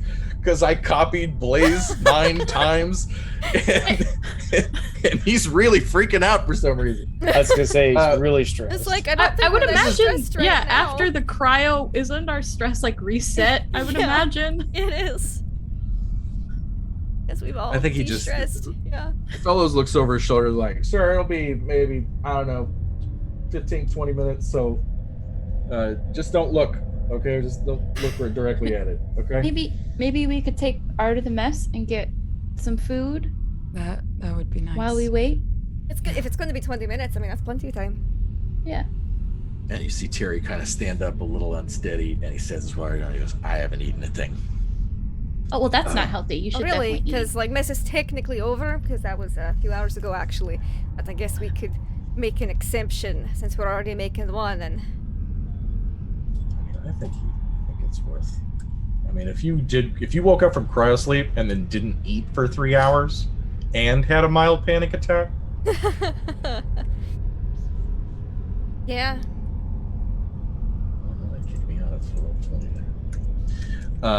So yeah, he didn't. He's a little unsteady as he walks out of the room, but he doesn't pass out. Aww. And makes his way to mess and sits over the cornbread. All right, now I'd like to do a little bit of. I'd like to get to the the drop here. I also love that we're gonna be leaving before the Doctors Lynn arrive, and they're gonna be getting here and be like, "Why did he call us here?" Right, they show up just as everyone's leaving, and they like immediately look at Shillingford, who's looking a little pale, and he's like, "I need to talk to you." And he and the yeah, we should talk about his mental health. I have some notes here, Dr. Slynn. Not you, not you. I need to talk. I'm talking to the doctors. I'm sorry. And they ignore you and walk with him into the med bay. They're getting rearranged. They're going to get put on the death team.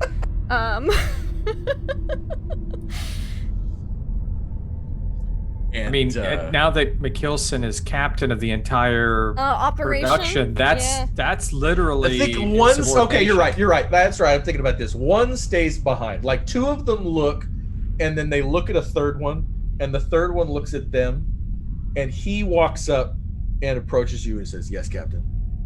Yes, I have some medical notes that have been taken in regards to our company man's mental health. I'm noting some concerns. I would appreciate if you all would do a cross-referencing, and I'll hand over some actually really good-looking medical notes as to the shitty state of shitting for his mind, and like observations that have been made.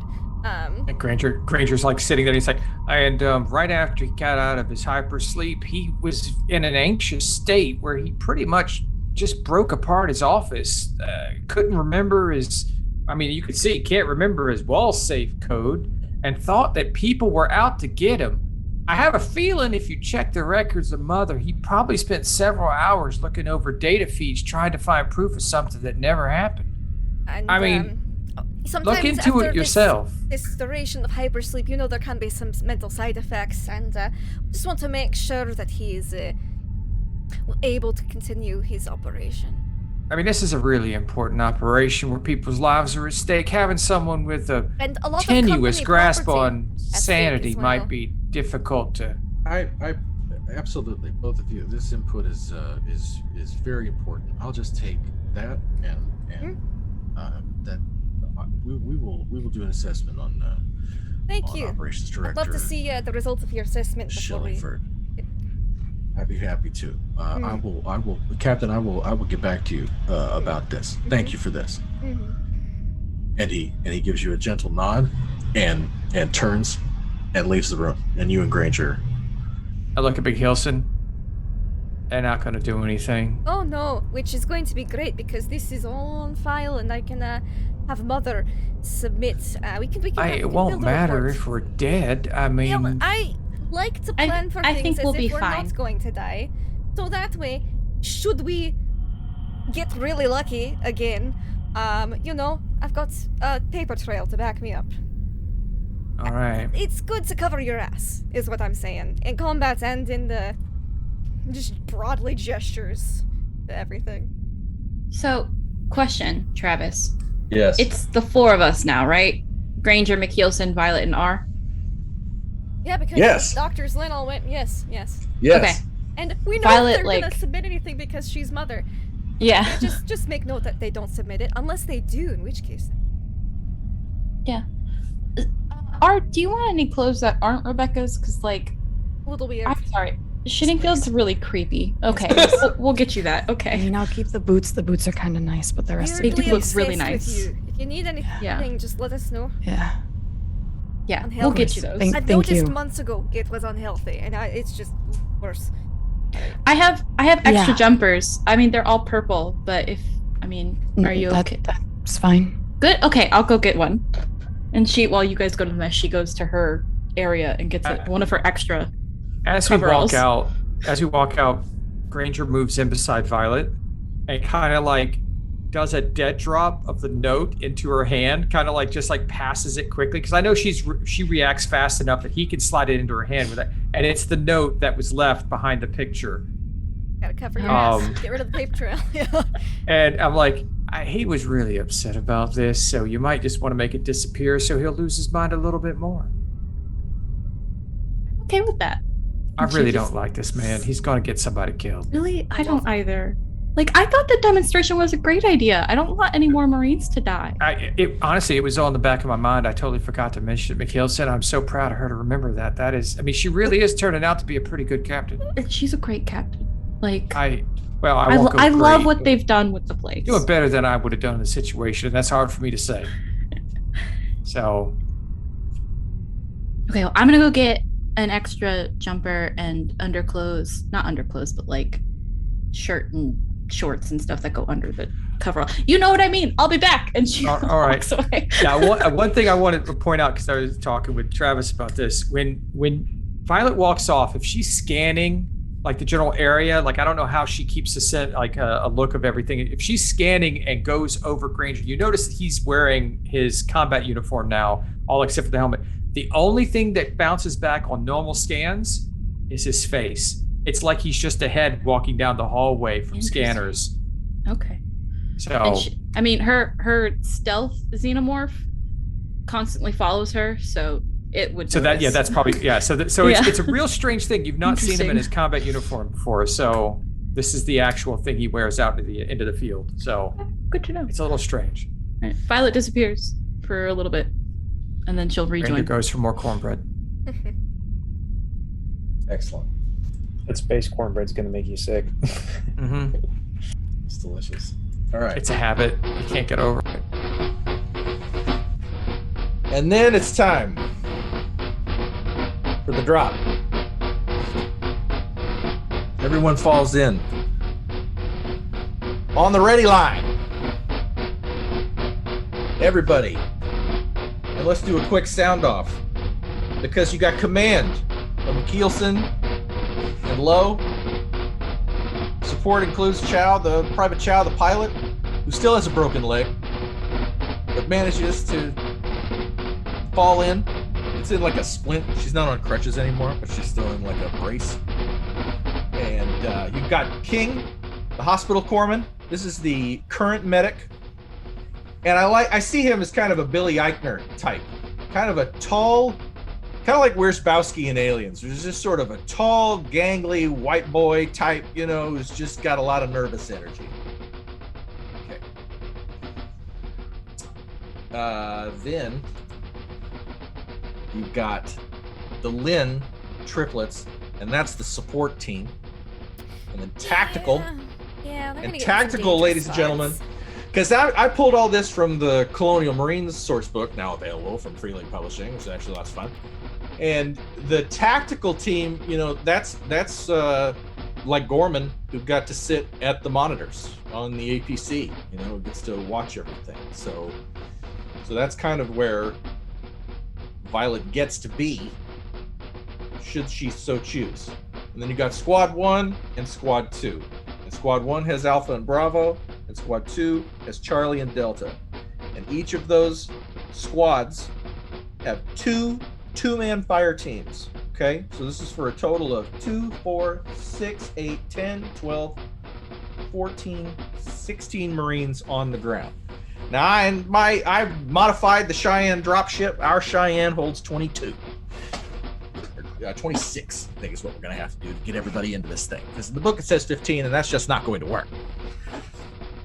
So, it's a big-ass Cheyenne dropship. It's bigger than the normal one. It's like a Buick, this guy. Which I think Chow bellyaches about. Because when you guys review the actual drop, you have a choice to make, McKeelson. Oh, no. So something about the Remington is that it can actually make planetfall. You can actually land the Remington on the surface of the planet. But that would mean walking about 3 clicks through smoky forest terrain in order to make it to the site. The photos from the Remington in orbit show your scanners and your all your imaging shows that down in this valley under a mountainside and a huge grove of trees is where a tributary, a small stream meets a bigger tributary that goes down the mountainside. And in the middle of that water, where it meets the elbow of this mountain, you can just see a landing pad, and it'd be like dropping a ping pong ball into a shot glass. Chow's gonna have to really finesse it, and the good news is you've got okay weather down there, but it's still misty. And to remember, and you saw some shots of it in our earlier prologue movie here. It's basically like Washington State, except Silent Hill fog and mountains, right? And so, what could go wrong?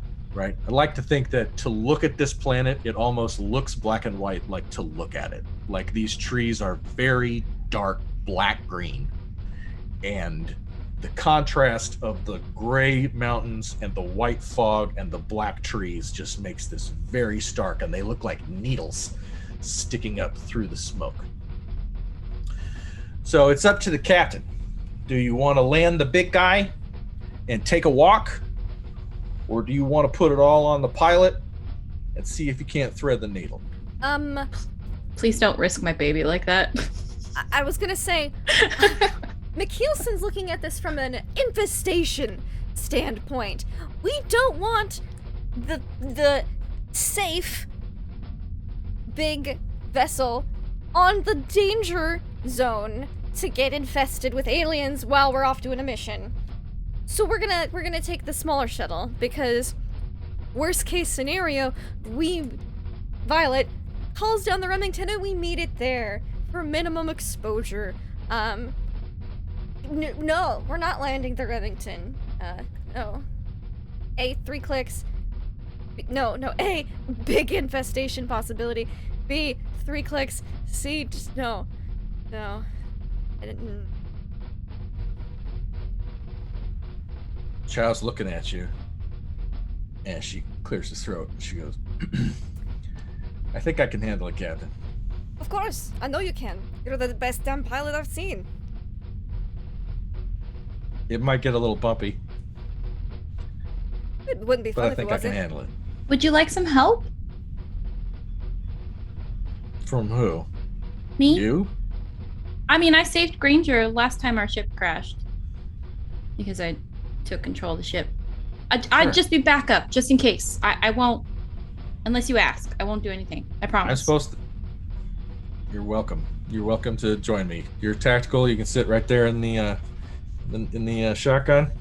Oh, and okay. do my navigation, and she rattles off a list of technical shit you're supposed to do. Yeah, What? Shepard and R come down, right? Where are they in this lineup? Are they who are they planning on hanging out with? Just out of curiosity. Well, let's do it like Aliens, where really they're supposed to stick. Protocol is that VIPs, special people who that you're trying to bring in, stay with tactical. Okay. In the dropship until it's time to release tactical. You got to secure it, and then you get to release support and tactical. I think support goes first, then tactical. Alien style. Does that answer your question? Yeah, sure. I just wanted to know where they were gonna be at, because we're trying to get Shittingford killed on this somewhere. Does Shittingford say anything about R wearing an identical jumpsuit to me? I think he finally makes it there, and he, if I've certainly been in enough professional situations where someone is emotionally exhausted and has their tail between their legs simply to survive another meeting. I don't know about y'all, and that's exactly what's happening. He has tucked in his polo shirt. You can see he's looking at everyone, and he's registering all of this. He's sipping a cup of coffee, and he looks like he's got himself more together, and he really doesn't say a word until this moment, and he goes, I stay with tactical until you release us. All right. And I imagine McKeelson made sure every single Marine is armed to the teeth. And also, like a hidden pistol for Violet and R. They stashed some guns beforehand. I could put those in a jumper. The jumpsuit, it's really easy to hide a gun. But yeah, McKeelson's like, I know this is standard, but everyone else gets an incendiary grade. Everyone gets, we are armed to the teeth. It might seem like excessive force, but McKeelson does not think so.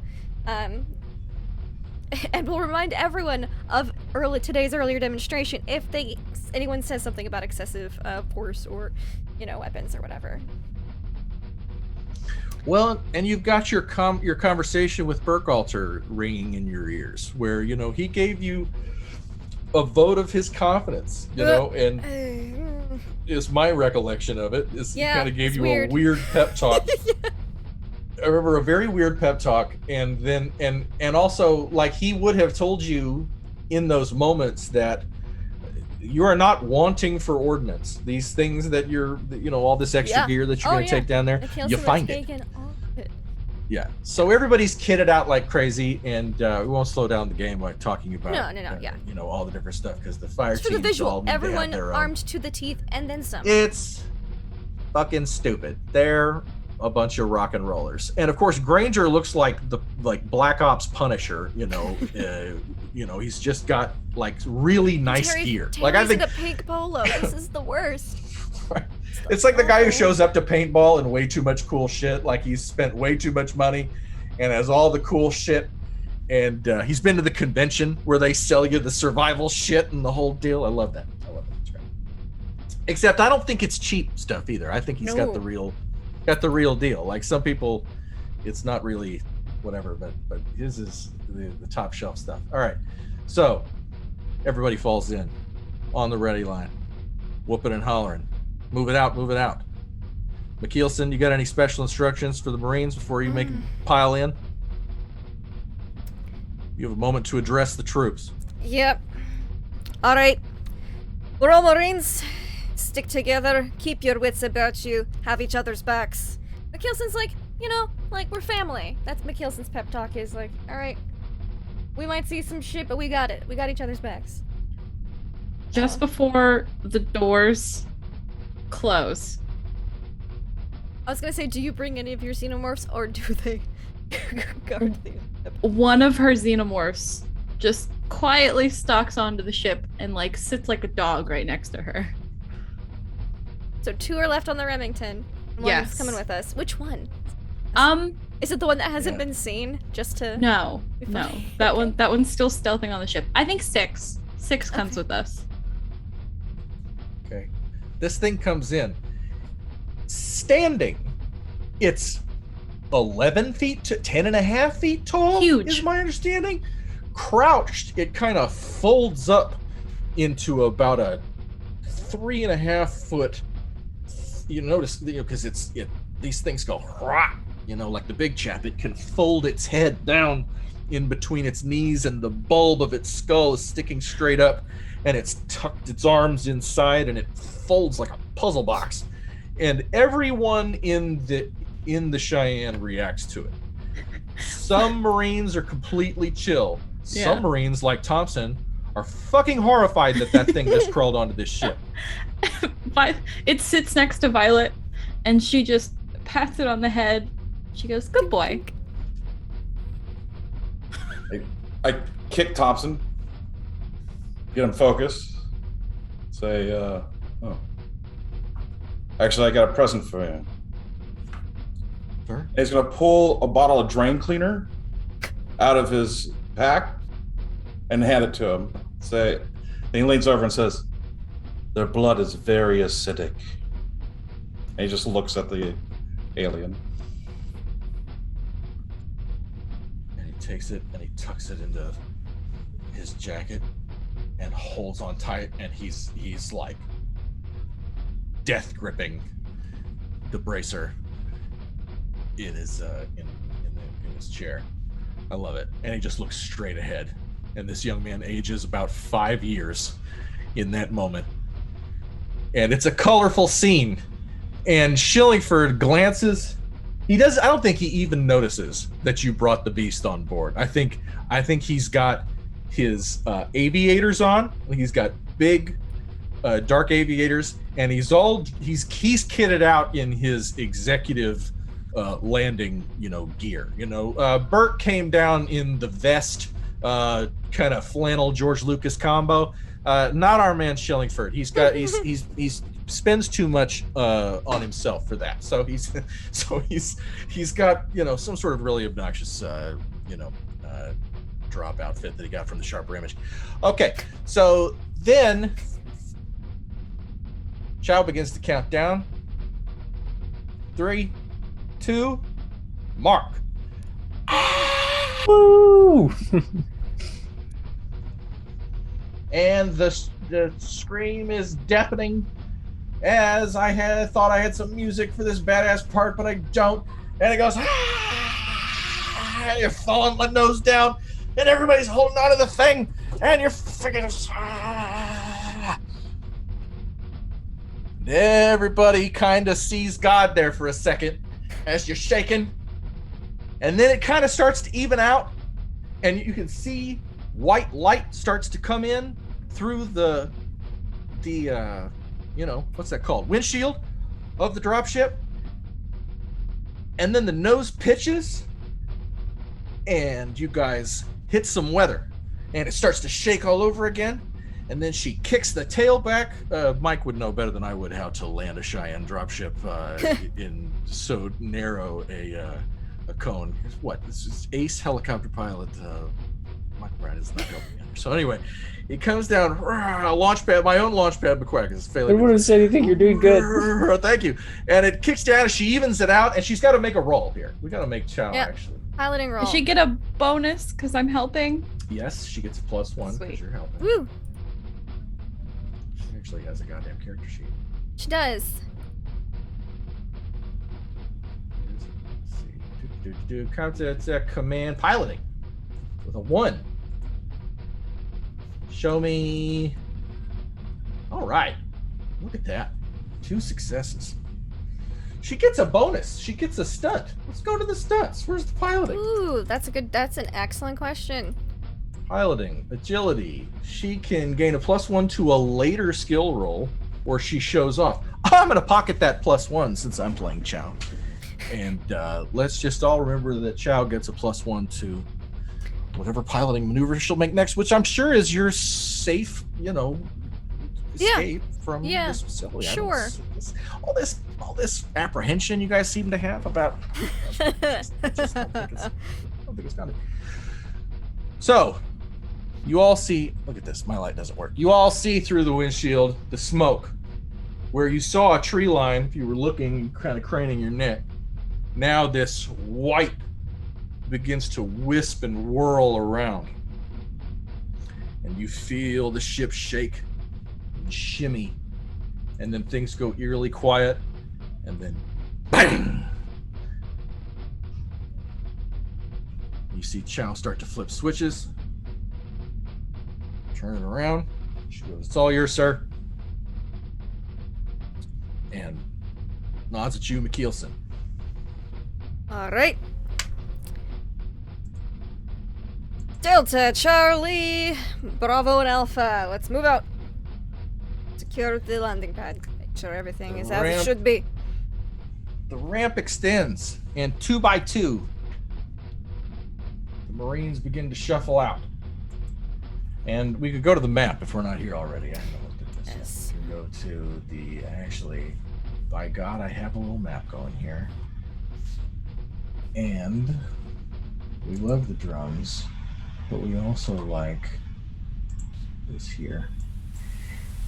And there's just kind of, as you come out, it's that kind of rain that is almost like when snow is whirling around. It's that kind of rain that almost seems to kind of move around, and it's just kind of damp, and there is rain, but it's so small and seems to be moving around. And then this landing pad, as your boots slap in the rain and you start to fan out, a few things become abundantly clear. The door you're facing down the dropship, looking at these yellow stripes right here, is open, like wide enough for a human to get through it, but it is not shut. Now, when you say it's open wide enough, is it just like, do the doors open like automatic sliding doors and it's just open enough, or is it keeled open? Just out of curiosity. 2 massive doors with a vertical seam, and they're open. You can't tell because it's a good 20-25 feet away, but everybody fans out, and you can't see inside. It's dark inside. Go ahead. And as you sweep left, you look left, and you see this cliffside, but you also see kind of part of the facility bulging out at you right here to the south. Right here, there's like a some sort of structure, part of the lower part of the facility, and then on the right, a sizable chunk of the landing pad is crumbled and has tumbled into the water. And as the engines of the Cheyenne continue to hum and push this smoke out of the way, you see this structure. And it is indeed like a giant upside down black egg nestled into a group of slate gray spires at the foot of this mountain. And it looks like a huge onyx teardrop that goes up and over. And the point of it is like if you turn an egg upside down and you sat it into like a little mountain cradle right there. And then there's a facility structure around the bottom ring of it, and that's what you're looking at in front of you right now is the doors to that. During this whole process, when we come down and we see it for the first time, when we come out, the entire time, R has her like hands like anxiously balled in fists, like gripping at the pockets of this jumper. She's physically uncomfortable and having a very hard time letting it not show. Very hard time. Does the facility show signs of power? Helipad lights on? Facility power lights? Lights around the doors? Nothing? No. All right. I guess if Blaze is leading Bravo, he will take his team to the opening door, gun level, with eyepiece down, looking for thermals. Doing what we do. Securing the helipad, checking the door. Is Granger tactical or is he going with the groups? He's tactical. Right. So Granger, you're staying on the ship? That's what I'm listed as. That's Okay, up to okay. Granger. Again, like there's I listed like a protocol, but that's up to y'all. Yeah, Okay. Granger will stay initially. Okay, then Violet, before McKeelson leaves, Violet will get out of her chair and go over and just kind of like put a hand on their shoulder and be like, I'm here if you need me. Just be careful. I haven't kept you and Blaze and Brewer and Granger alive this long just for you guys to die here for that guy. Yeah, thank you. Appreciate it. Do my best.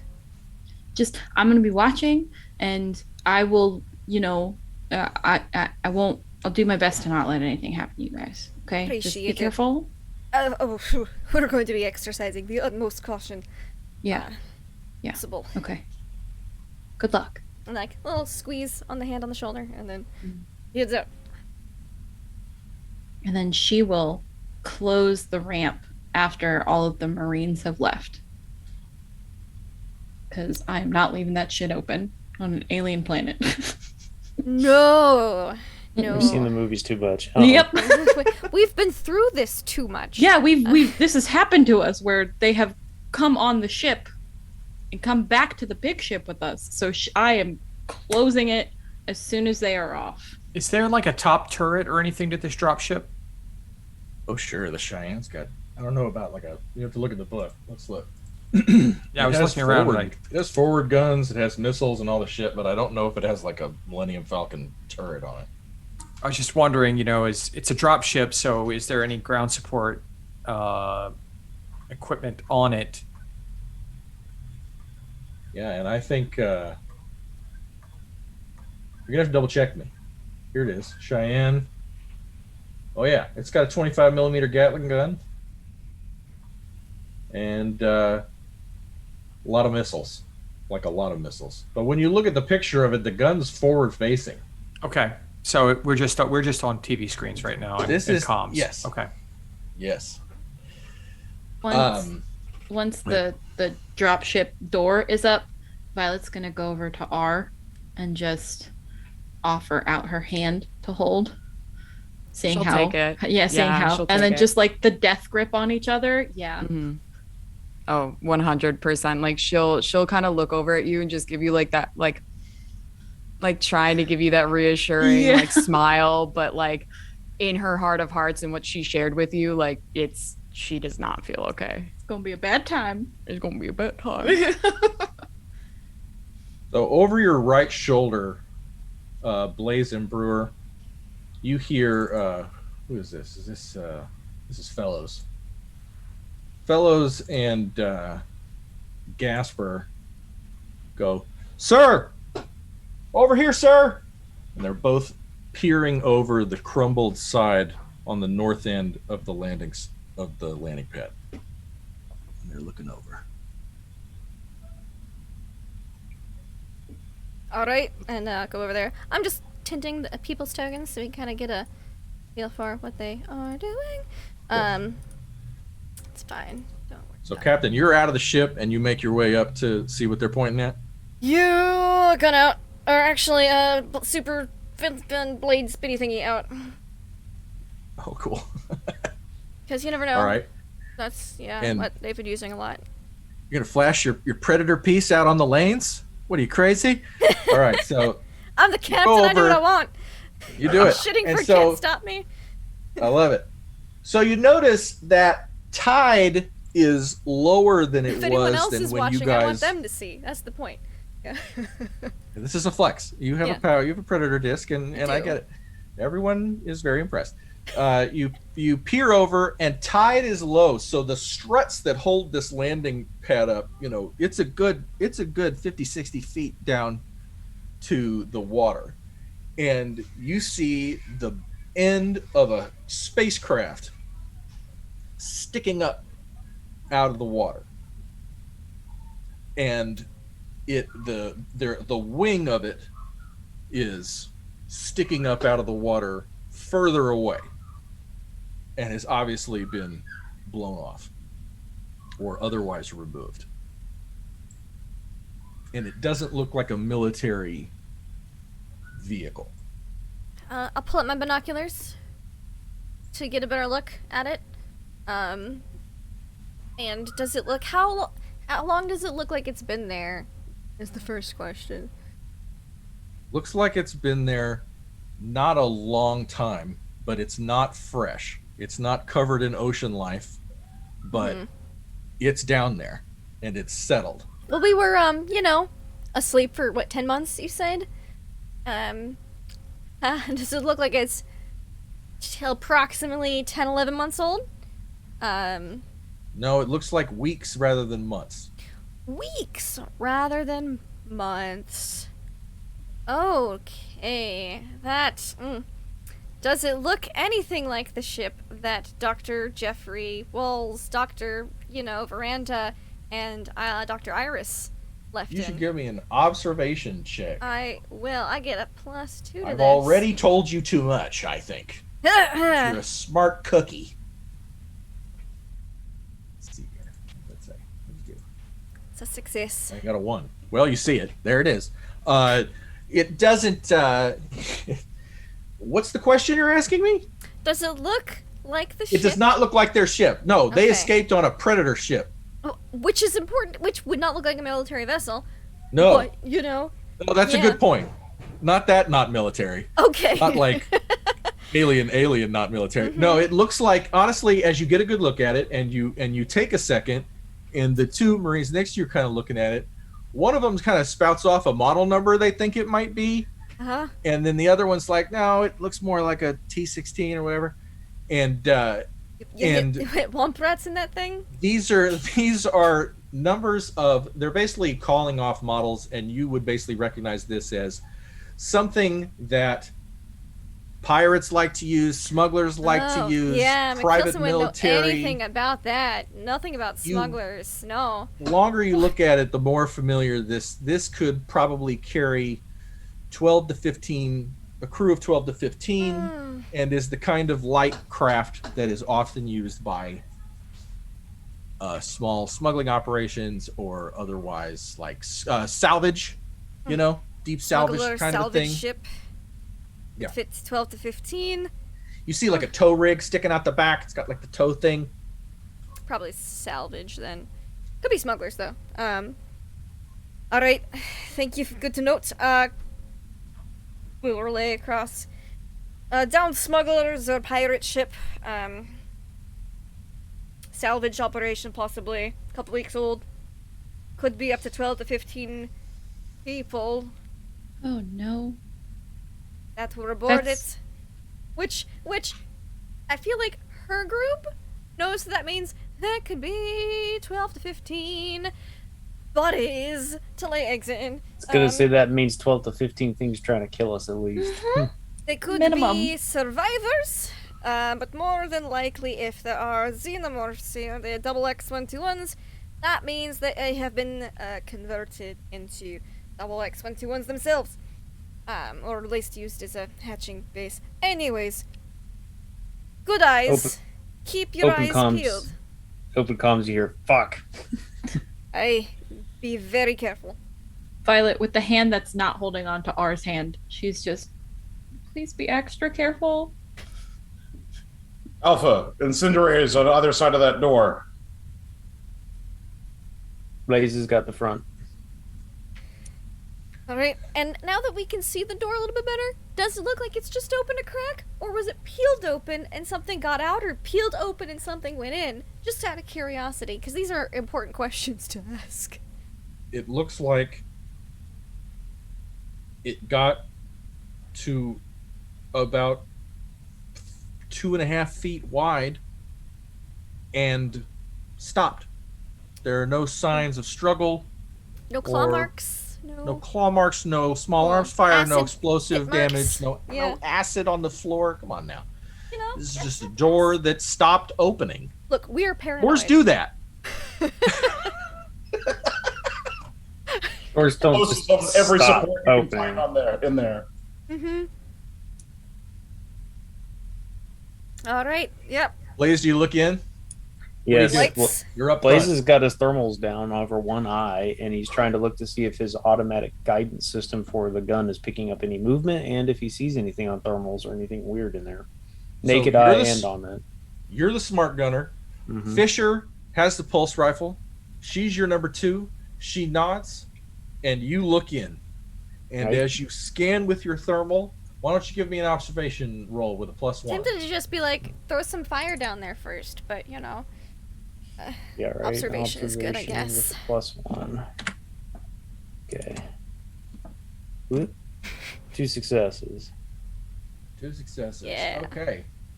You look in, and I'm gonna hit some. Where's my thing? Hit some fog of war here. All right. So you look inside. Inside is a very large room. This is a loading bay of some kind. And I'm gonna reveal areas here. Woo. And it's just a big empty room. It's got debris. There's some crates and barrels.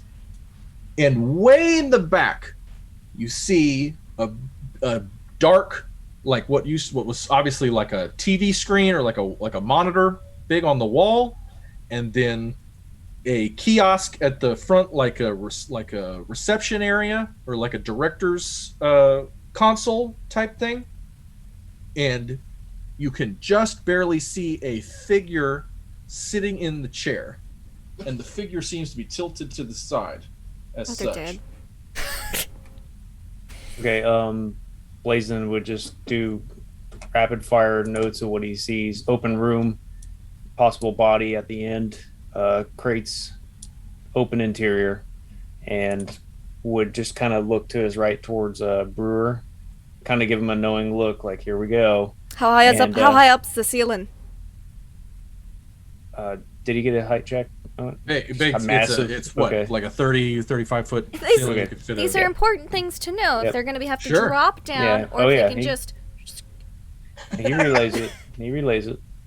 Mhm. 35 foot. He kind of licks his lips and looks into that blackness in there and goes, Captain, you want us to go in? Approach cautiously and slow. Safety off. All right. Keep checking the And ceiling. Who's on my team? Who do I have? You got Fisher. Fisher. I know Fisher and who? Oh, and also on your squad, is and, Brewer and Thompson, Thompson. is team 1. Because you're both Alpha, and there's 2 teams in Alpha. Each. Well, yeah, exactly. But Yeah. there's Alpha and there's Bravo. So And I Charlie have and Bravo. Delta. You're an Alpha, technically. Yeah, but Brewer and I made the agreement. I was in. Yeah, Bravo you guys. Yeah, let's do this Okay. because this is the deal. So Yeah, this is important. Yeah. What happened? They got moved to squad 2, right? Go. Brewer. I rearranged teams. I didn't arrange squads. So it appears we're still on. I can swap you to Bravo. But I have to pick who from Bravo. I just mixed teams up. I didn't mix squads. Well, I did. I moved everybody all around. Lowe and Hennick or Kennedy and Heston. Well, we don't want Blaze with Hennick, so I guess it's Lowe and Hennick with. Okay.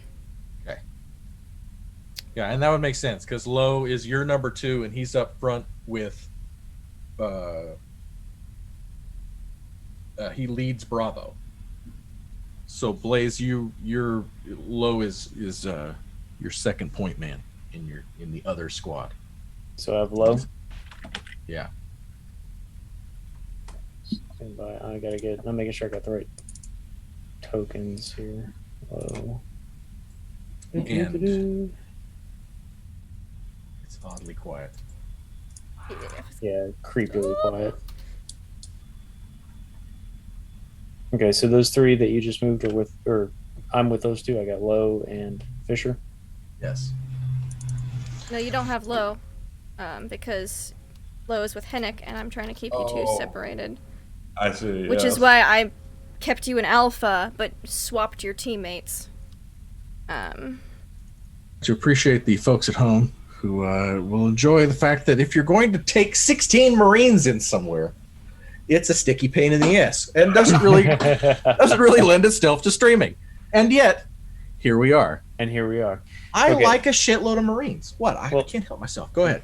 Then the only thing I could think of is this entry procedures. You're going to go in, everybody stacked with each other. You're going to go in and start clearing the room. So Blaze will take his 2 guys. So technically, yeah, Blaze is on Bravo, which would, yeah, technically. Well, Blaze is going in first with the smart gun with his riflemen with him.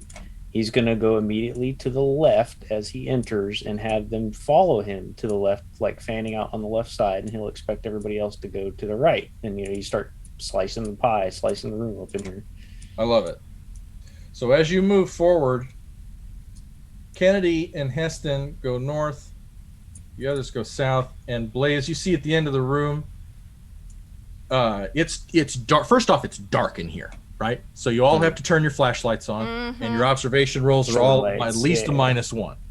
Okay. Dark as shit. And there's I'll this send a seam of Charlie light. in with them too, because I don't want people getting too split up, and the rest of us are just on the ramp. So what are we gonna do? And the room begins to fill up, and you see a few things.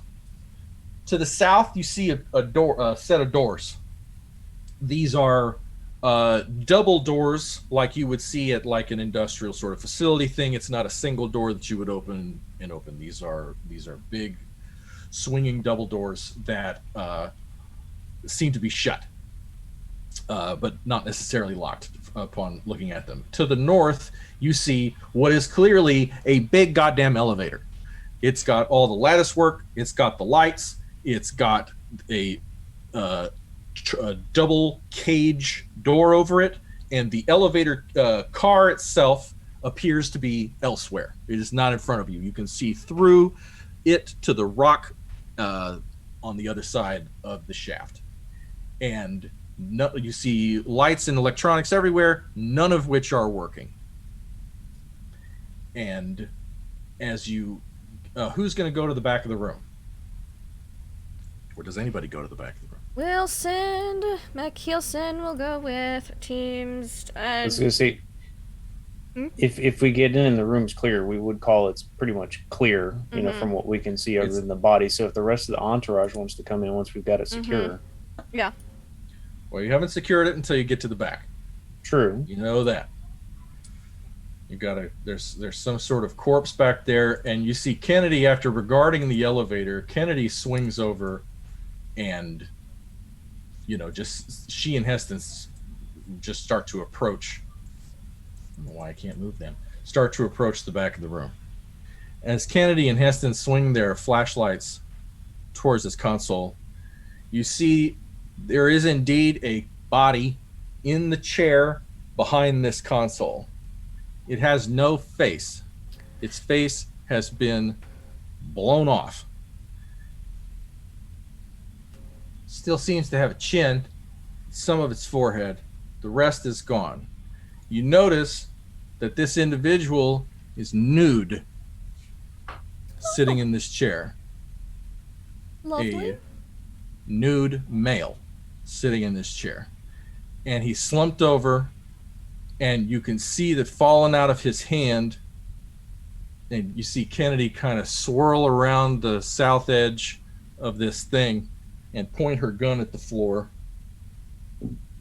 And she nods to Heston, who comes around, and Heston leads down and picks it up with 2 fingers and holds it. And it's a crude knife, like someone made it. It's made out of a piece of broken glass and some duct tape. And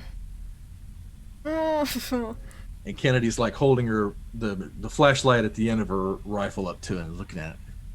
Is that a shiv or some shit? What the fuck is that? A shiv. Yeah. I'll put it down. Don't touch it. What are you doing? Don't just touch shit. Come on. She bitches at Heston a little bit and turns. Then looks up. She goes, "Back's clear. This one's dead." All right. South's clear, Captain. We got 2 double doors down here sealed. All right, thank you. Let's look at the dead guy. Ooh, the dead naked guy. All right. Yeah. Is there any crates or containers inside this place too? Yeah, there are some errant crates and containers. And Granger, Violet, everybody who's back in tactical. You guys are seeing the video feeds from all the Marines on their chest cams. So you guys are seeing this.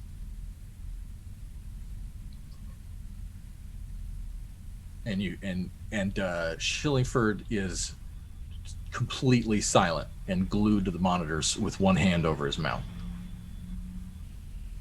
And he's flicking a Zippo lighter, but he's not lighting it. He's just really quietly flicking it between his legs under the table as he sits with his left hand over his mouth, glued to the monitor.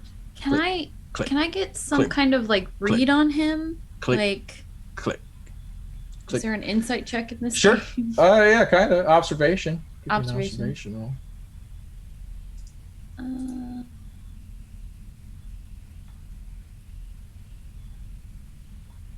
Oh, there it is. I'm just blind. 2 successes. You can actually, through your visor, you can hear his heart beating. Like it's pounding in his chest.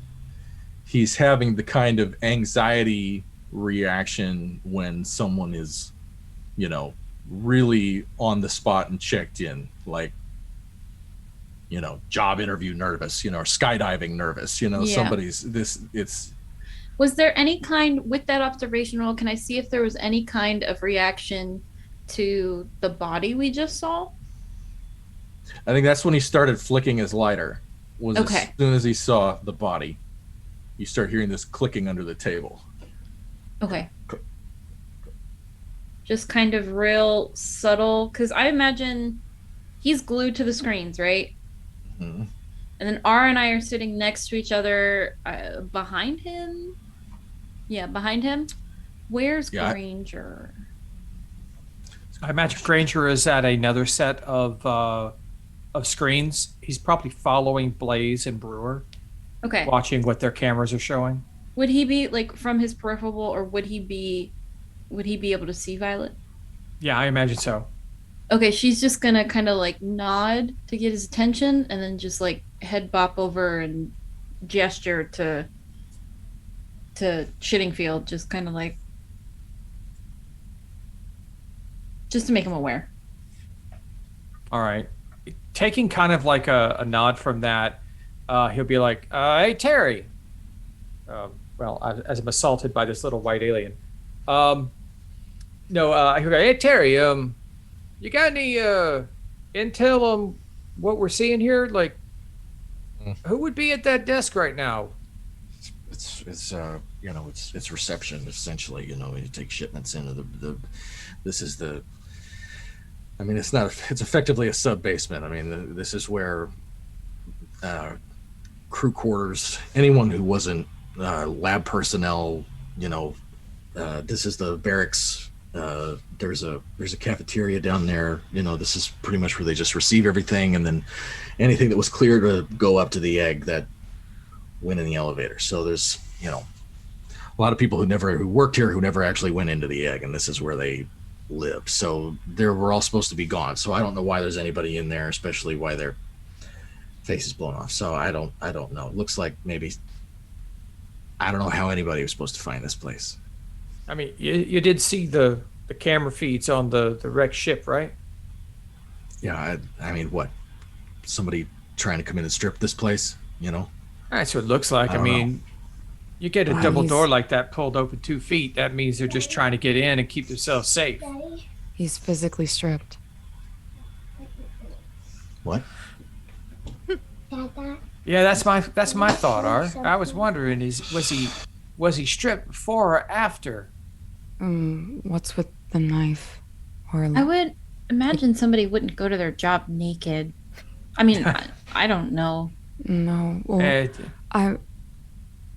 the knife is strange. Was there, when we saw it on the screen, potentially, was the knife like, obviously, look, it's probably dirty, but was there blood on it? Was there any sort of... Yeah, I have a lot of questions about this knife and this Yeah, body, I also assume- have a lot of questions about the knife. I'm already thinking some stuff too for the room too, like incidental things. Is the door, classic Aliens, is the door welded shut beyond this point? Is it pried open? Did they only use the elevator shaft? Like, what's going on here?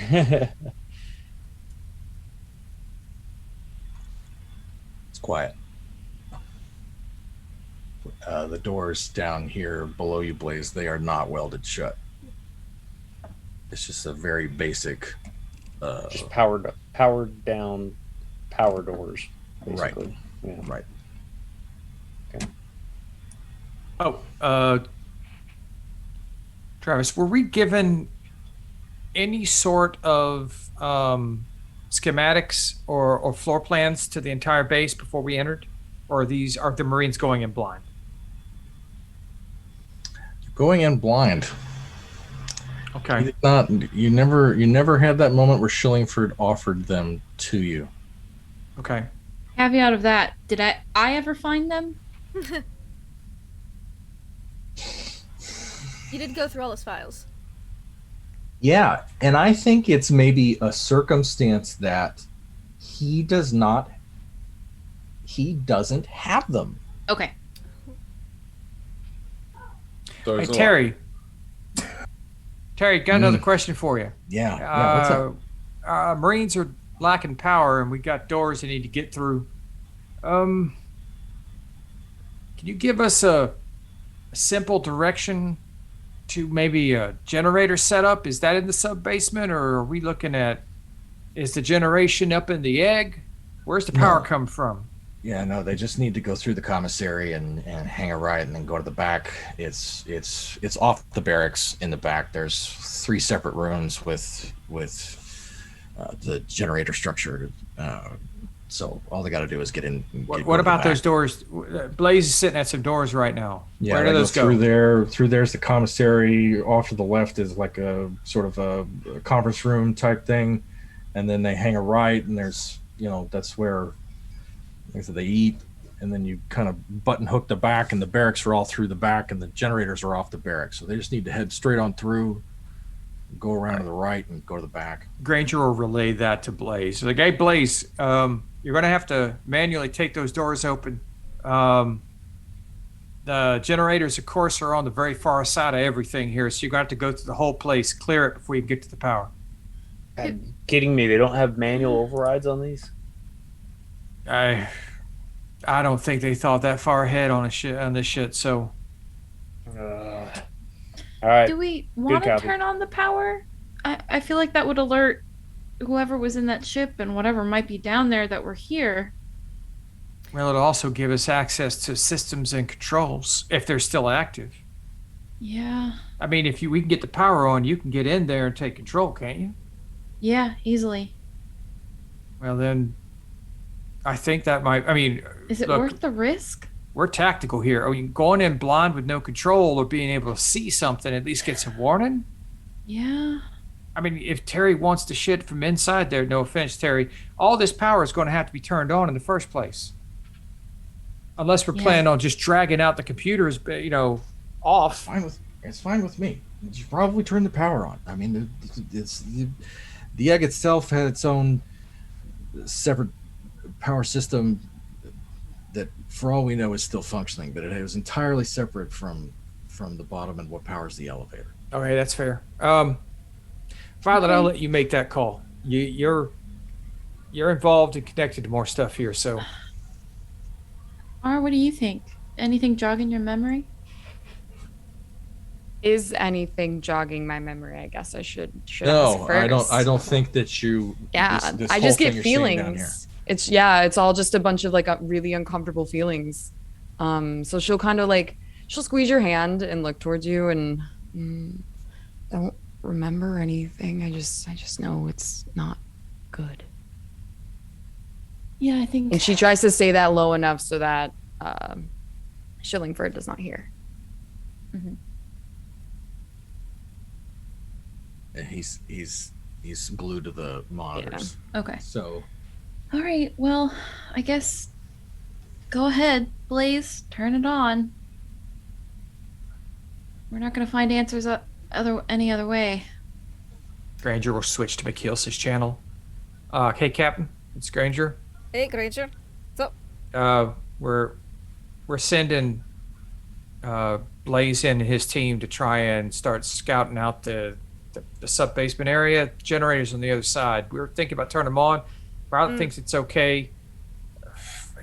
Terry can't tell us anything, so it's Of your course final not. call. You and Violet. So Howard would be helpful because at least we could at least get Violet in on these systems. that was my thoughts exactly. We'll send Bravo and Charlie team. I imagine if there's anything you're gonna jump out at us, it's coming now. Let everybody know we're home. Right. Gonna look at this body for a moment. Hold up one moment, Blaze, before you go off and do that. Maybe figure which set of doors.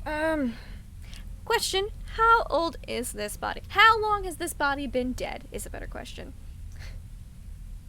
Give me a medical roll. I would love to give you a medical aid roll. Ooh. Boop. 2 successes. Play Age the Yeah. Corpse. How McKelson's seen a lot of dead bodies and a lot of shank wounds and Yeah. maybe some gang violence. So Days, not weeks. days, not weeks. And how did this person die? His face was blown off. Is there any indicator in this vicinity that he's sitting in of blown off face, or was his face blown off elsewhere and he was placed here? It looks like he was in the chair when his face got blown off. Thank you. Because it'd be really weird if someone blew his face off elsewhere and then put him in that chair as like greeter. So cool. Been dead for a few days. Take that shank. Third question: does he have anything? His face is blown off, but how's his throat and chest area? Nothing crawling out of there? There's nothing crawling out of it. There's no trauma to his chest, other than the fact that he's got nicks and scrapes. He's got bruises. He looks like he's just been in a terrible fight all over his body. Got like a nasty bruise on his leg. Like with another human? They look like they honestly, as you got 2 successes, as you look, they look like cuts, like knife cuts. Interesting. Cool. Alright, well, we should incinerate it. And move on. Just in case. She saw something crawling out of someone's chest at one point. She's like, no. Sure. No. So we incinerate the corpse, take the shiv, and move on. That makes sense to me. We have pictures of it. Alright, let's get this power on. All right, Can't so hold who the goes elevator through the till the doors? power's on anyway. Who goes Like- through the doors? Blaze is going through All right. with the Bravo. Which would be Just to this point. Fisher and Heston and Kennedy. And Charlie. Okay. So you Guy. open the doors. Do you open them quietly, or do you how do you approach the doors here? Blaze would instruct the two riflemen to open the door slowly. He'd be in the front, gun out at the ready, just kind of like what we Okay. saw in Aliens, when they're entering the facility for the first time on LV-426. You look down the hall.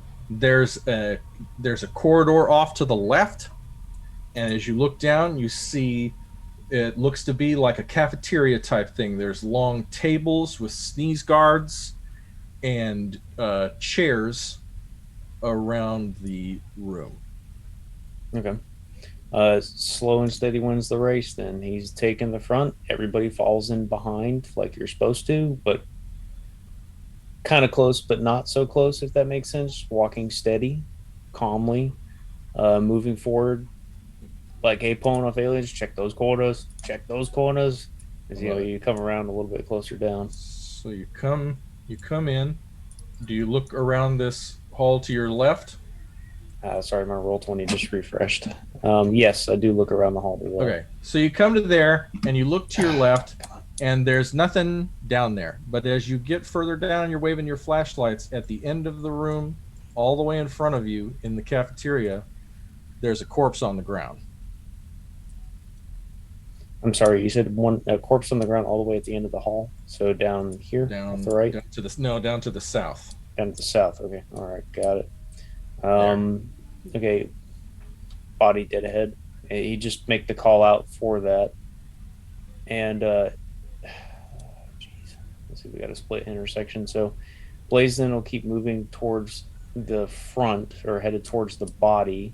He'll take Bravo with him, and he'd probably ask Charlie to go to the split down the side. Awesome. All right.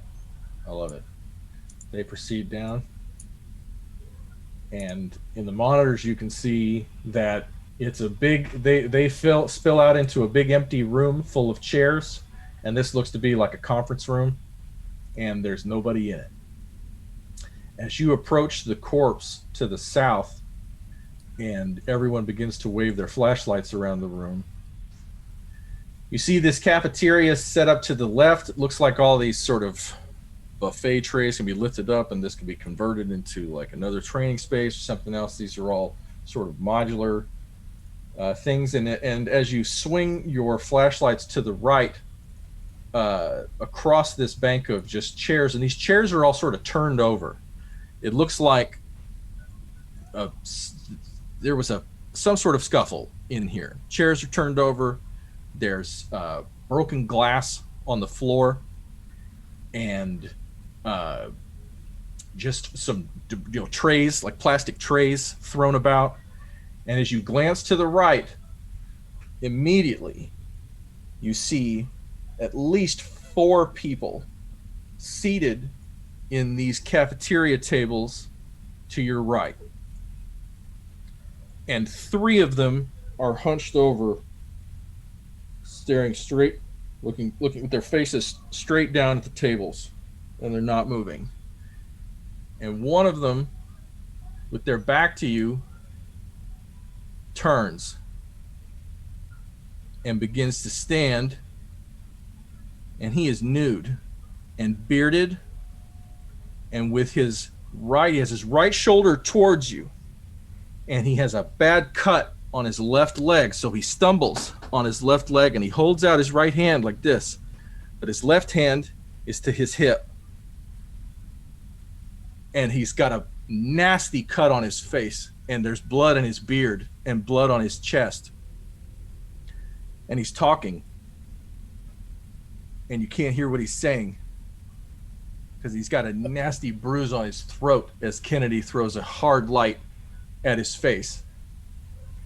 I feel like this would be very much a situation where a lot of things start happening at once, where it's hey, whoa, hey, keep your hands down. Well, hey, we got a live one. Hey, talking on the radio, and then kill me. Shit, Captain, we got a live one in here. He's screaming to kill him, or he's whispering to kill him. I need help down here. I need medical. Hey, whoa, stop. And he's on his second step toward you. Blaze would back up a little bit. Say, stop where you are. Stop. I won't go. See if you can restrain, preferably with a chair. And he's got a knife, and he's held out, and he's got a piece of glass in his left hand held out too wide, and the light hits it, and he stumbles towards you. Trying to get my action sheet here. I'm trying to read stuff. So what I would want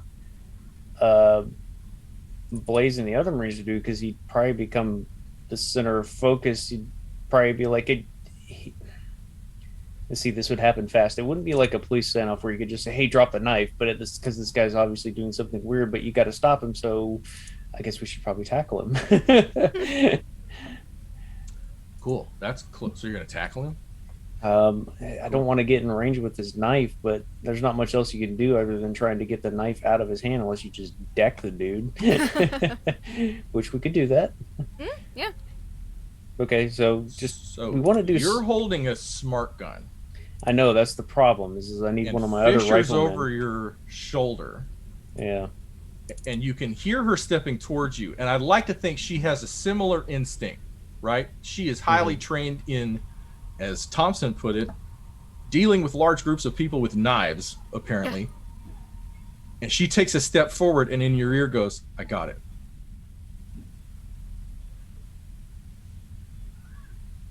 And then holds. And he takes another step. I'm hurting!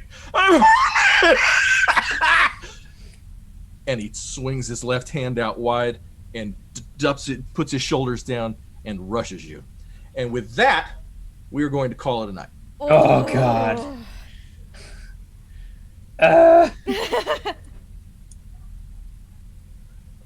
Ooh. All right. That's good. Got good there at the end. Well then, that is quite a place to leave us at. Travis, there. It's 11 o'clock. That is true. You are correct.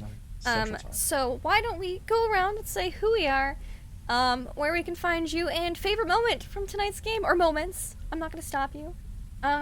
We'll start off with our game master, Travis. How was that for you?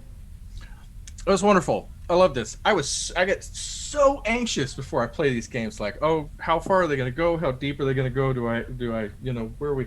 But what I loved is all this surprising shit happened in the front hour and a half of this game. Like, there was so much. You guys kicked up so much drama, and went chasing so many little things. All of them, all of you. That and also Shillingford's breakdown was not in my notes. Like, it's just like a series of events.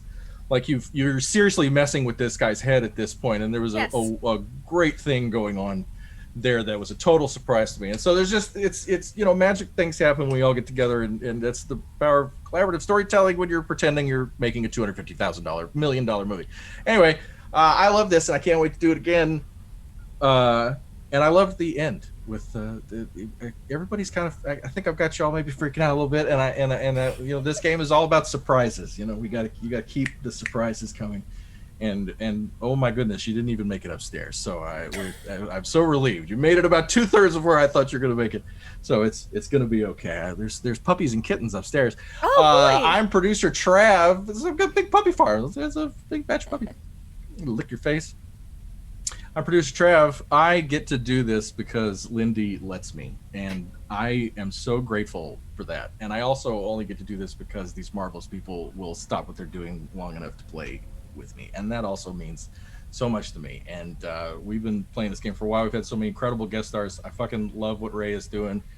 She's so into it, and it's just marvelous. And it's just really unique. I want to give a shout out to, I don't know their name. Somebody left me a super nice tweet, and it just really meant a lot to me. And there's mild mannered heretic. What's up, man? You left me a really nice message on Twitter, and I know there's some people who are really watching this thing, and everybody tonight who's watching, and anybody watching this thing. I just want you to know how much that means to me, and how awesome I think that is, and I'm so grateful for it. So I play Ravenloft. I play Monday and Tuesday nights. That's it. I'm done talking. Thank you, Lindy. Thank you. Back to you. Wonderful. And let's go to our wonderful guest for this evening with a brick, right? Lenore. Oh, how was that for hey. you? Oh my god, this is so amazing. I love being a big part of his breakdown. That was fun. That was really cool seeing him all unravel and then trying to pretend like I don't know shit.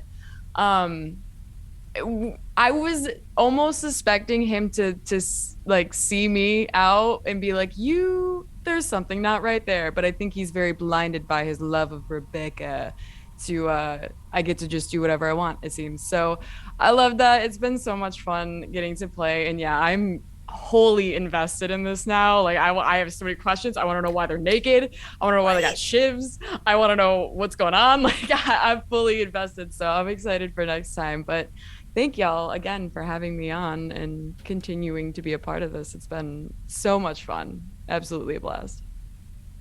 Thank you. This was, super fun and a blast. Speaking of blasts, Brewer might be getting to do some of that next time we play D20 Coup de Grace. How was that for you? Oh, man, amazing. D20 Coup de Grace, you can find me playing here Mondays, Tuesdays, and of course in this game. And shoot, I really enjoyed just the knowing moments between Violet and Ray, just looking at each other and thinking the same thing, of course. I liked when 6 entered the dropship. That was good. And of course the demonstration, that was fun too. Yes. I fucking love that, man. That's a complete surprise. That was so good. And thank you. I really enjoy this game and am always yearning to play it. So. Wonderful. Speaking of yearning, Nuggetosaurus, I bet you yearn to play this game and other games too. Yes, I also yearn to always be playing TTRPGs 100% of the time, all day, every day. Hi, I'm Nuggetosaurus. I play Violet 6, the synthetic human who has 3 xenopuppies, and one of them is on the planet with us. And I also really like that moment when it came into the ship and everybody was like, what? My favorite part, however, was at the very beginning when Blaze and Fraser were talking, and Blaze was like, I don't know what you're talking about. What? Okay. And then Brewer and Thompson, Brewer's like, this is everything you need to know to survive. Just the complete opposites of 2 very similar Marines. I thought it was hilarious. I loved it. It was my favorite part. And then second under that was breaking Shittingfield with the mother camera footage. That was chef's kiss. I loved it. You can find me here on Mondays and Tuesdays playing our various Ravenloft and Mondays in Exandria games. The occasional Saturday when we get to play this, and I love this and I want to play it all the time. But, schedules. It's all good. Schedules are hard. But that was an awkward transition. Hi, Shiny Pilot. Schedules are hard. Shiny Pilot. Hi. Yeah. Woo! I'm also hard. I was trying to avoid that, but I was like, Yeah. I mean, you did have the comment in the beginning. It's a good transition. Yeah, it makes that's right. sense. That's right. It works. Lots of space morning wood, you know. Yeah, I'm Shiny Pilot 206 playing Blaze, who gets morning wood after being in capsules. I'm also here Mondays, Tuesdays, and for our Aliens games. This was fun. I missed this. I really like the suspense of being drawn into these environments because it really just pulls at my heart for the Aliens movie and the Alien movies, the suspense that gets built up with the environments. I like that stuff that you do, Travis. It's fun, gets the mind's eye going, gets me thinking. So I love the setups for that stuff. But I hated Burke in the movie. Who didn't hate Burke? The G-Man sucks. So I love seeing this G-Man starting to crack. It's great. Break him all the way. Get rid of him. Get rid of the G-Man. Throw him out the airlock. Let the aliens rip him apart. Something like that. Come on. Anyways, yes, this was fun. Thank you, everybody, for watching and putting up with my by no means expertise at all about what to do for Marines. So just doing what we can. It's great. Thank you. Thank you. Speaking of great, deception check, Granger. Oh, I'll take that transition. There you I go. like that one. Yeah, There that you was a are. nice lead in. Okay, yeah, no. Yeah, D20 coup de grace, that guy. I'm deception check. Holy crap, I've done that again. That's like 4 or 5 times in a year I've done that.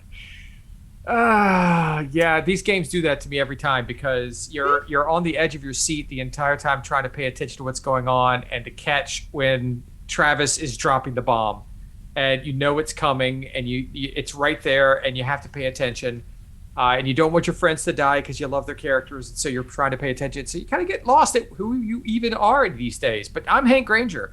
And yeah, but you can find me here on Mondays when I run Mondays at Examiner for Everyone, Tuesdays for Mr. Ravenloft, Saturdays for this when we get to play it, and some other projects coming around sooner or later. Favorite part tonight, I love the awkward flirting between Brewer and his new friend. It was just the cutest thing the whole time. It's just like it was a relationship budding right there on the screen. It was just so nice. That was a lot of fun. And I just loved the slow build at the end. The body, the creepy crap, get through the door, you know, and then the people at the table. And one stands up and says, "Kill me." And you know shit's about to hit the fan. I love that. It's great. Thank you, Travis. You are the master. And I love this game, sir. Thank you. And that just leaves me, I suppose. Yes, I had to double check. Don't want to forget anyone. So yeah, favorite moments for me. Oh gosh. Fucking with Terry Shittingford had to be number one. We are going to break this man and then probably kill him. I don't see Terry Shittingford surviving this. Because it's gonna be too easy to do something like that on the Black Egg. That's all I'm just gonna say. It's just. Yeah, but if I love him any more than I do, he'll have so much plot armor. I mean, I can't. Oh, it's hard to have plot armor when you have someone who controls synthetic xenomorphs. Like, oh no. Kind of makes me feel like I need a shower. I just kind of feel kind of gross after. Anyway, sorry. Because he is gross. He's gross and creepy and weirdly obsessed, and McKeelson immediately pinged that the second she met him. It's like they have experience in this kind of thing, and it's really not great. Their situation's just not great. Why are they naked? Why do they have ships? But biggest question, why are they naked? I think that's the biggest thing for me, is what happened to their clothes? Why? I don't... They got hot. I mean, did it just get too hot in there and they all had to take their clothes off, you know? Obviously, they were starving and they ate them. Yeah. Clothing restricts the birth of the baby xenomorphs. Oh, That's why no. McKeelson's like, any corpses we find, they're getting incinerated. We're just gonna burn it. Just burn it all. Yeah. No, why are they naked? I don't know. That's the biggest question I've had on my mind. I also did like the training scenario that we put together, because that was just fun. And yeah, just I cannot wait to see where this goes, because I'm really curious but although I'm not sure if I want the puppies and the kittens that are upstairs. Maybe we'll just take the weird, naked, dead, and insane people. Who knows? But we'll find out next month, probably, hopefully, when we play our next game of Aliens, because you can find us here on one Saturday a month playing Aliens, because it's great, and schedules are difficult. But you can find us here every Monday and Tuesday for some Dungeons and Dragons.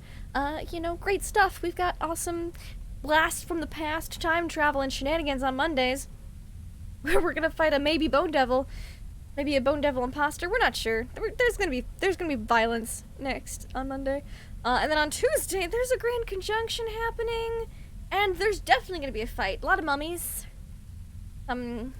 specters maybe, and a sand troll. It's gonna be great. It's gonna be fine. The planes are colliding. It's a whole mess, and emotional things, because I like sing with them. So yeah, thank you all so much for hanging out and playing, my wonderful players, and thank you all for watching. We appreciate you, and until next time, have fun and play games.